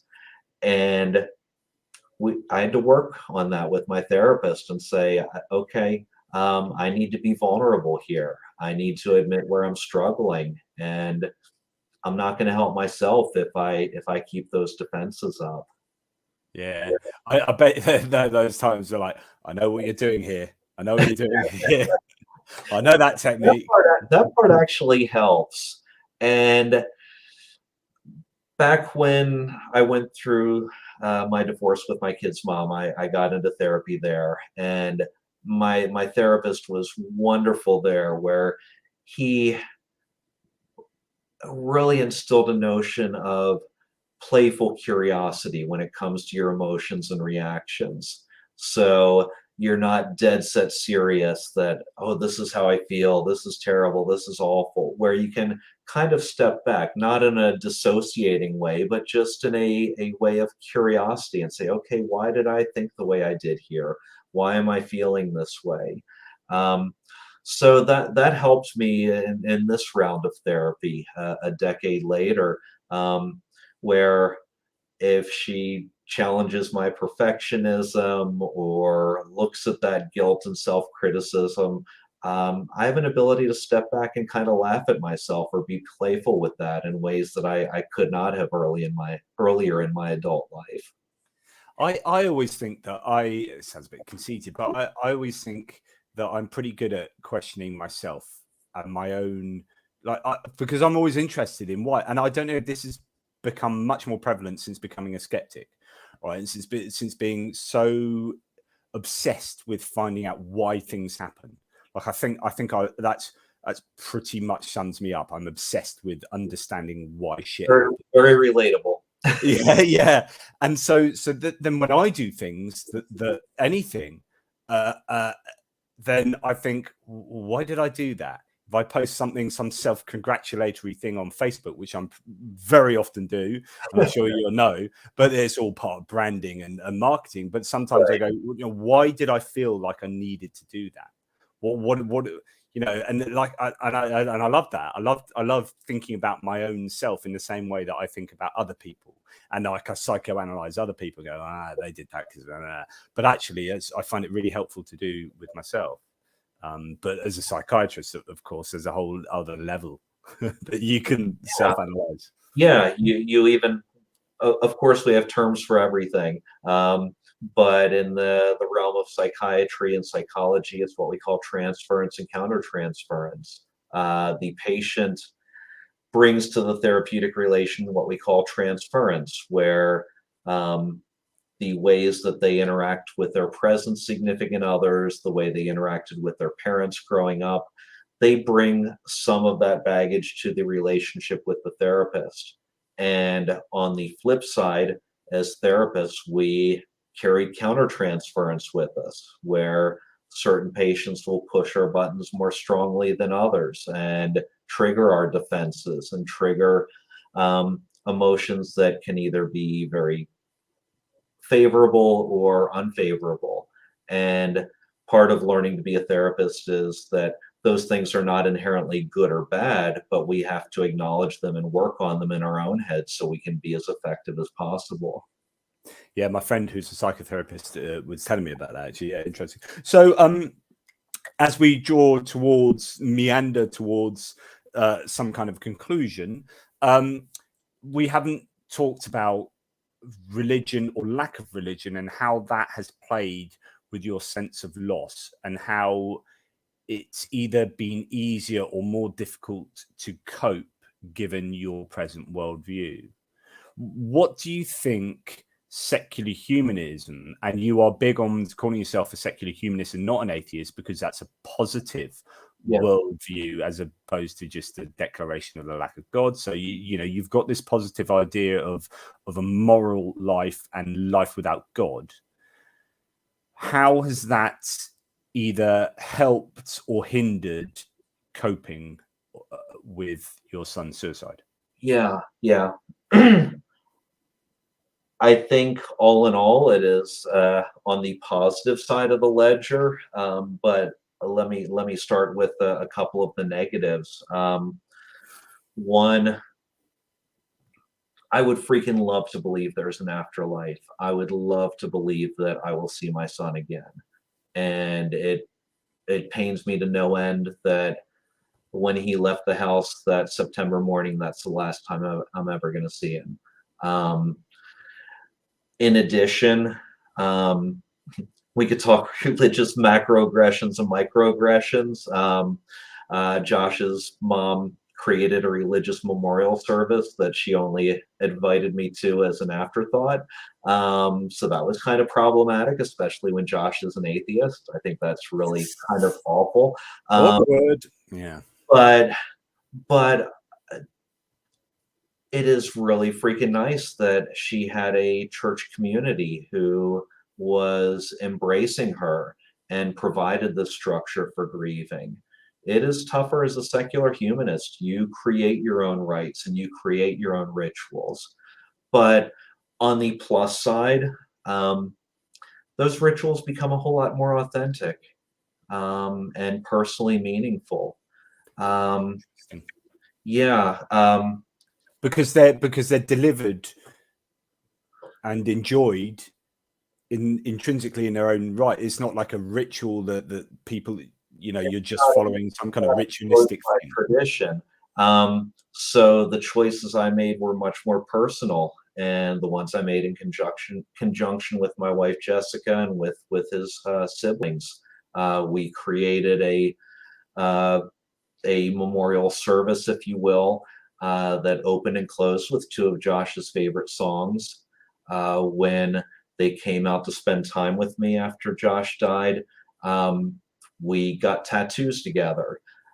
Josh was a huge anime and manga fan, and he had talked about getting a birthmark tattoo that looked like a character from one of his favorite manga. He never got it, so 5 of us went to the tattoo artist and got the tattoos in his honor. Nice. Yeah, and if I can show off, I love The Little Prince. See if I can bring that in the camera. I love The Little Prince, Antoine de Saint-Exupéry's story. Yeah, I still haven't watched that, the animated version, which is on, I think, Netflix. I still haven't watched that with my kids, but I know it's got very good, you know, and it's not the original, but yeah. Skip it and read the book, please. Okay, thank you. But there's more wisdom in there than you'll find in any holy book. And the Little Prince character just reminds me in so many ways of Josh. So I got a Little Prince tattoo. If folks rewind, you'll see that the Little Prince on my arm has jet black hair like Josh had, not the blonde hair that the original protagonist has. And as a way to carry him with me forever. Some of the tattoo ink was made incorporating Josh's ashes from when he was cremated. Oh wow, yeah. So I'm going to carry him with me for the rest of my life. So when you choose how to mourn, there is a power there that would not be with a one and done religious service. Yeah, and I guess as secular humanism matures as a movement in the States or wherever, and with things like the Sunday Assembly, and whether, you know, the idea that as communities can become open communities of secular humanists, that actually you will end up having those community support networks that exist in religious communities. They don't exist necessarily because they are religious. They just exist because they are groups of like-minded people who have been openly able to set out their own structures and institutions over hundreds and hundreds of years, that then, you know, allow the dealing with death and loss to be experienced amongst many and in a supportive way. So you'd hope going forward that these things might change if we start living in communities of humanists. Definitely. And I think rituals have power. I think they have meaning. Here again, Josh's siblings, my wife Jessica and I, on his birthday last October, the boy loved ramen noodles. So we went out and had ramen on his birthday in his memory. They're just, and I have my own personal grieving ritual that I probably do once a week on average, where I've created a slideshow of now 250 photographs of him that I'll go through, put on some melancholic music, and just remember my boy. So I think those rituals are crucial. They just don't need the theism and the religion associated with them. Yeah, I was reading, I can't remember why, I was writing a piece some months ago, and I was having to read up on why rituals exist, or like what, at least what they functionally provide. And it's quite interesting in terms of the psychology of religion, or psychology in general, how rituals play quite an important part. So we might laugh at, like, you know, Eucharist or this or that or whatever church religious ritual, but actually what it's doing is either, I mean, there are different theories about whether it's about social binding or whether it's about actual, like, micro psychological X, Y, and Z. But yeah, anyway, sorry, that's going off on one. So so those are some of the struggles, that you didn't have those community networks, but you were open, were you not, in admitting to or communicating Josh's suicide? So did you find that helped? You know, you got the support and love that you needed, or the maybe, you know, you got support and love in being open about it right from the beginning? Yeah, it's until we have regular Sunday assemblies and ethical societies in all of our major towns, we create our own communities. And thank goodness for social media. You know, just when I wrote about that, because I've cultivated a community of, you know, people who are psychologically sensitive, who are not MAGA hat wearing Trumpists, you know, people who I relate to and empathize with. And so when I wrote that, I had faith, if you will, that it was going to be positively received. And I was just blown away by the reception. You know, private messages from people I had no idea had suicide in their life. Other friends who said, I can't imagine what you're going through, but I'm here for you. People who check in on me. So yeah, it's Of course, when you're talking about the statistics right at the beginning of this segment, you know, about how, you know, what, 5 million people, you know, survivors, however many people, you know, commit suicide a year, how many people that affects a year, then of course, you know, these people come out of the woodwork when you say, I've suffered this loss, and there will be a lot of people that you never knew about who have equally suffered. Exactly. And yeah, so are there any other sort of interesting observations about religion and non-religion with with regard to coping with death? I mean, you talked a lot about a little bit about the afterlife, because I've talked a lot before. I've done a whole video on terror management theory, which is the idea of mortality salience, and that religion really one of the bases of religion is the creation of the afterlife to deal with the existential angst of death, right? Yeah. Whether you like that or not, or whether you agree with that, I mean, that appears to be really soundly defended by the stats. Now, a lot of people who have become atheists or humanists have got over that and said, look, I'm okay with dying. Dying doesn't worry me. Fine, and that's good, and that's a positivity of atheism, modern atheism, and humanism. But still, one of the major functions of religion is dealing with the terror of death. Yeah. Do you have anything to say about those kind of ideas and how you've thought about that in terms of Josh? Yeah, interesting. First, I want to echo what you're saying about death anxiety as being a prime motivator in humanity and the philosophies and ethics and belief systems we create. The psychotherapist that I mentioned, Irvin Yalom, wrote an entire book about death anxiety, staring at the sun. So yeah, I think that is very true. How it speaks to me personally, I suppose there's a difference between thinking about your own mortality and dealing with the mortality of someone else, and those are different things. Yeah, they are different things. And you know what? Another column that I aspire to write is where I start to look at books and film and music that speaks to grief and mourning and loss. And this is kind of relating to it peripherally, but I think it's relevant. Did you see the film 1993 film by Peter Weir, Fearless? Don't know. Jeff Bridges survived. Oh, I lost you there. Jeff Bridges surviving what? A plane crash. Maybe I don't know. Maybe not. But basically, he is one of the few survivors of this plane crash, and in the aftermath, he becomes fearless. And the question throughout the film is he emotionally numb? Does he believe that he is in some way dead, or just has he been through the worst that life can deal a person and he survived it, so he truly has no fear of death? And I see that losing someone like as I've lost Josh, I don't have fears the same way that I once did. And it's interesting. There's a U.S. congressman who is a wonderful freethinker, Jamie Raskin. Oh, he's brilliant.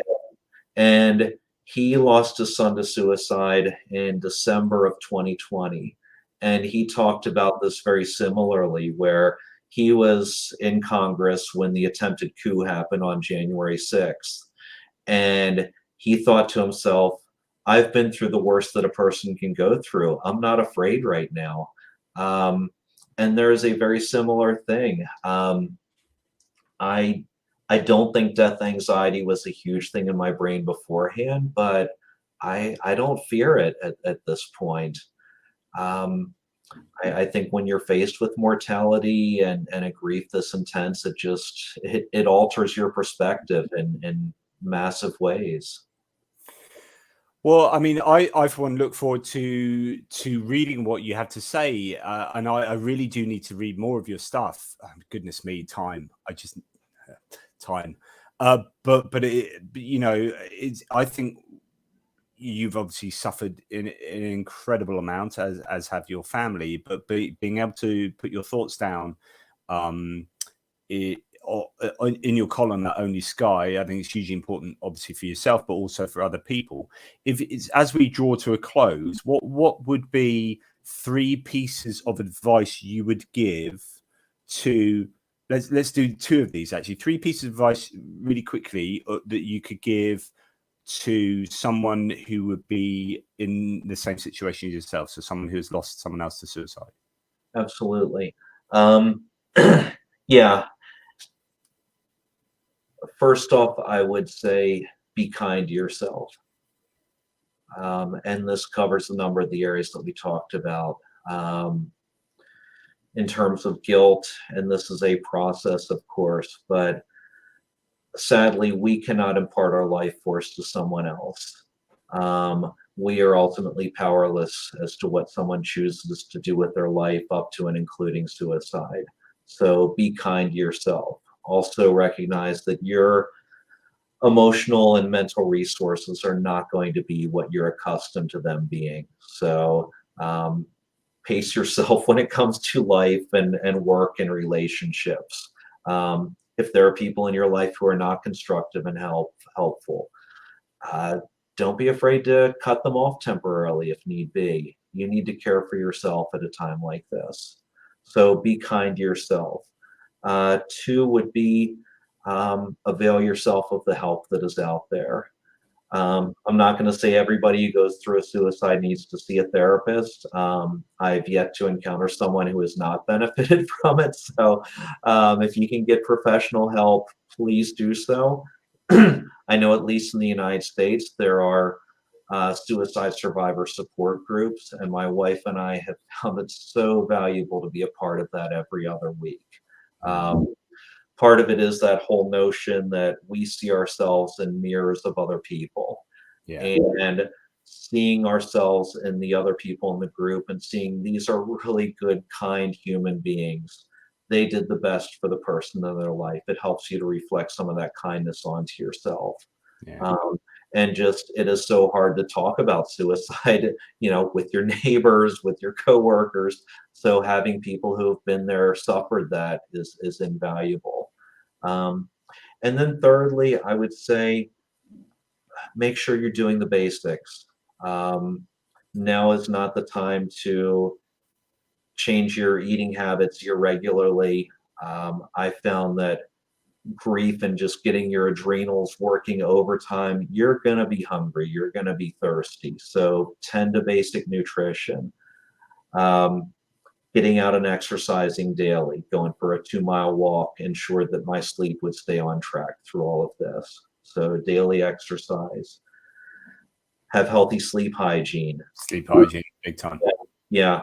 Turn off your screens an hour before you want to go to sleep. Have a regular bedtime. Set your alarm for 8 hours later and stick to it. And just in those things,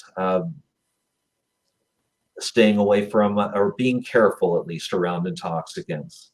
I've seen in people around me who have turned to cannabis when they are grieving. It can do bad things. It can actually make anxiety worse. It can dull their emotions in ways that are not helpful. You don't need to be drinking more than you're accustomed to. I love my 1 microbrew each evening, but I need to be darn careful that I'm not self-medicating. Yeah. All of those things are so important. And from the other, other side of the coin is, what 3 pieces of advice would you give to someone with suicidal thoughts? And if I can sort of kind of toot my own horn here, I wrote a column all about this. It's the one about it's got a title something like Despair in the Commonplace. And in that column, I write about good suicide prevention strategies. And there is, oops, are we still there? Okay, you brought it up. Thank you. But there are good evidence-based strategies that can help individuals who are struggling with suicidal ideation. And one of them is to create a simple index card that they can carry with them everywhere. On that index card, they write their reasons to stay alive. For me, it's my kids. For me, it's being creative. It's for loving my wife to pieces. It's enjoying nature. So whatever your reasons for staying alive are, put them on that card. Secondly, write the self-soothing activities. When you're feeling terrible, what are the things that help you to chill out? You know, are there comedies that you enjoy watching that take you out of yourself? Is it listening to music? Is it going for a walk? But write those things down. Thirdly, to put people you can contact. And it doesn't have to be people that you call and say, I'm having suicidal ideation, but just people you can call for distraction. And I put this into practice when I was at my worst. I called one of my former coworkers, and she just talked to me about what her toddler son was up to. And that took me out of the desperation in that moment. And be sure to include on that card the options of the toll-free suicide helpline, your therapist, your physician, if you have them. So create a card that has those things, and that has been demonstrated in repeated studies to have life-saving benefits. Because so much of the time, suicidal thinking and behavior are due to mental illness, again, 90 to 95% of cases, but the suicidal behavior arises in an acute crisis. So, and when that acute crisis comes, again, you have that extremely narrow tunnel vision. So if you have something tangible that you can pull out of your wallet, pull out of your purse, when you aren't thinking clearly, it can direct your next steps so you do stay alive. So yeah, creating that safety plan very tangibly. Secondly, if you are struggling with suicidal thinking, talk to the people you trust in your life about it so they know what you're struggling with. It's a whole lot better to have fellow sufferers than to do this alone. And then thirdly, I think if someone struggles with suicidal thinking, they need to be receiving professional help. I wrote about this in a recent column. In 28 years, I can count on the fingers of one hand the people that I feared were irreparably stuck in their distress, that I felt verging on despair for them as far as their longevity. And that's out of thousands of people that I've treated across my career. So people get better with mental health help. They're not going to feel this way for forever by any means. Well, that's brilliant. Look, West 501 UA says sound advice from Lincoln, very helpful for my brother who I think suffers from depression. And he earlier said Lincoln is amazing. So thank you, Lincoln. We'll draw to a close now. I'll save my quick fire questions for you that I normally give to my guests, but I saved that for hopefully another time that we can come on and would that be something of interest? Another chat some months down the line? I would love to. Brilliant. Well, I look forward to it. Look, all I can say is thank you very much. If you have any super chats or questions you want to get to Lincoln that might be pertinent to what we talked about, get them in pretty quick. In fact, what I'll do is I'll ask you a couple of my quick fire questions just in case anyone's got anything to ask you. One would be, what's your favorite fiction book? Oh boy. I'll have to go with The Little Prince. Nice. I feel I'm going to have to read this now. Yeah. Favorite non-fiction book? I'm clearly going to do all my quick fire questions actually, so I'm just go for it. Non-fiction book. Oh my goodness. Too many to count. Oh my gosh. As far as life-changing and life guiding, I'll have to go with Irvin Yalom's Existential Psychotherapy. I was wondering whether you'd mentioned go for him. Yeah, I would go for that. And oh my goodness, beyond that, again, just too many to count. When I don't have grief brain, I routinely read 4 or 5 books a month, so I just devour them. So yeah. So if you had to listen to a song over and over and over, or a piece of music over and over and over, so one that hopefully you won't get bored of quickly, what would it be?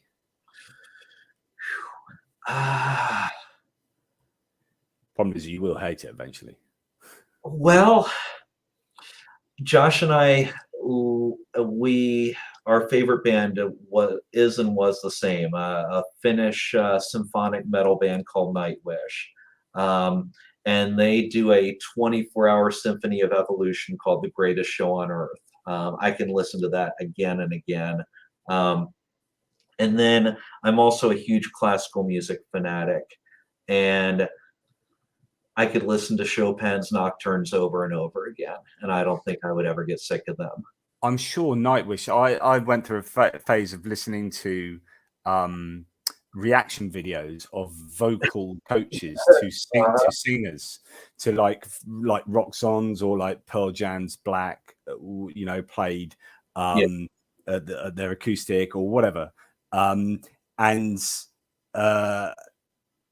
one of them, I'm sure Nightwish is one that kept getting recommended. And I was like, I've never heard of these guys. Anyway, there you go. Did they have a good singer? Their current vocalist, Floor Jansen, she can sing operatically, or she can go guttural, as you would imagine for standard metal music. She can run the range. Yeah, I think the last time I saw, she is number 2 or number 3 on YouTube reaction videos. Right. Okay. There you go. I am. Yeah. Clearly, I'm a sad person. If you could see a band, dead or alive, that you haven't seen before live, who would it be? I actually hope I get tickets for them tomorrow when they become available. Death Cab for Cutie. The right, nice one. Okay, there you go. Right at the top of your mind there.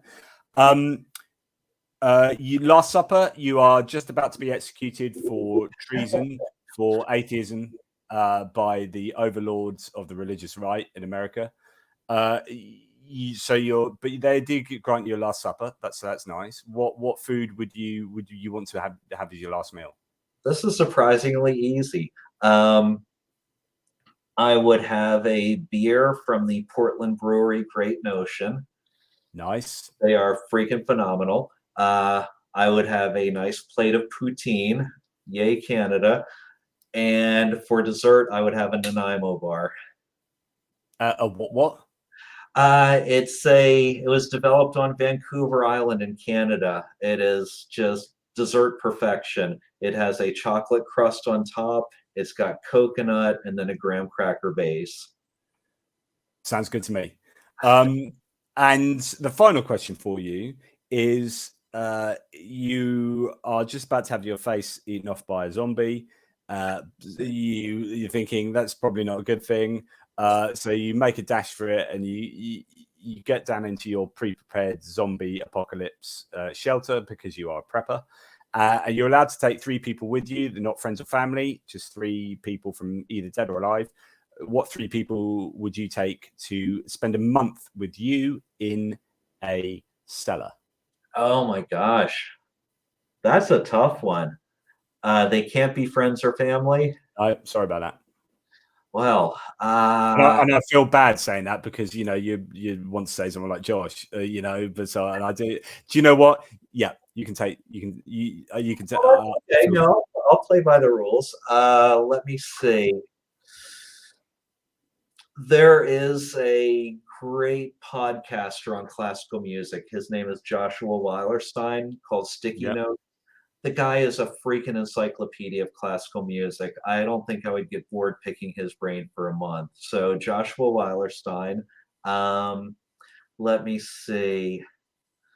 If we stick with podcasters, we can just do a podcaster themed one. There's a guy here in Bellingham, Washington. Yay, Washington. What is his name? He does a podcast called The Wild. And he is just a total all-out nature geek, encyclopedic on nature. So I don't think I'd get bored with him. And then the third one, his neuroticism would probably... No, you know what? I won't go with Mark Maron, because I think his neuroticism would wear me out after a month. But I'll go with Werner Herzog. Nice. And I like the fact that you'll just be experiencing all these things that are outside nature, classical music, things you can't access to, and you can just live it through their encyclopedic memories. And Werner Herzog, I'm sure, would have some interesting anecdotes to tell you. Thank you, Sobek. I really enjoyed this guest. Please have him on again. Well, of course, him willing, that would be fantastic. And Ricky Johnson agrees. and West 501 UA. One of the best conversations. Thanks to JP and Lincoln. Thank you. That means a lot. Yeah. It really does. So thank you. And thank you so much to Sobek for the super sticker. Really, really generous. It does, as I keep saying, it allows me to do this. I've had my partner walking past so there's a kitchen window here into my kitchen, and she's like, because you didn't know what I'm talking about. You know, you've been talking for over 2 hours. What are you doing? I'm like, yeah, right. So thank you. It justifies me saying, you know, spending life not with my family. So, you know, given the context of this conversation, obviously that is important. Yeah. What can I say? Well, Lincoln, look, thank you for being so candid with your observations and your emotions and your feelings and your experiences. It's a real privilege to be able to listen to that and to enable you to voice those ideas. Is there anything you would like to sort of leave us with to finish on? I'll finish with a book recommendation on the theme of suicide and suicide prevention. She's an OnlySky columnist, Jennifer Michael Hecht. She wrote a few years back in response to the suicides of two of her poet friends, a book called Stay. For those of a philosophical mind who struggle with suicidal ideation, it lays out 2 millennia of arguments against suicide, and it helped me immensely in my darker places. Brilliant. So that's, can you say her name again? She's an OnlySky writer? Yeah, Jennifer Michael Hecht. And the book is simply called Stay. Yeah. Brilliant. Well, thank you. Please do check that out, people, if you think that is relevant or something you would like to read. Thank you very much for your time. Really appreciate that. Please check out his writing on OnlySky. I showed you the variety of things he's writing, or at least, you know, not the great variety, but things that are particularly pertaining to suicide, but the variety of ideas within that, and some really, really good and interesting and valuable writing. I hope your own trajectory, your own journey is one that's progressive, that progresses to as good a place as you could hope to be. And I hope that that you touch people who need to be touched in the right way, who need the support that they might not know they're looking for. So thank you for everything you have to say. It's been a real pleasure, and let's do this again. Yes, thank you so much, Jonathan. I won't lie, I was a little nervous coming in here because these are tough things to talk about, but this has really been a delightful conversation. Brilliant. Oh, that's fantastic. Well, family. Yes, absolutely. And thank you so much to all of you guys who are having the conversation at the side. Really, really important that your support, but also it's great that we can inspire you to be interested in things. Thank you so much to Trude Hell for 50 somethings from somewhere, Norwegian kroner, I'm guessing. I was going to say North Korean something, but I was like, it's never going to happen. So I think Norwegian kroner is probably more accurate. Anyway, thank you so much. You take care, Lincoln, and thanks to all of you supporters. You are great. As ever, question everything, particularly yourselves, and thank you for your support.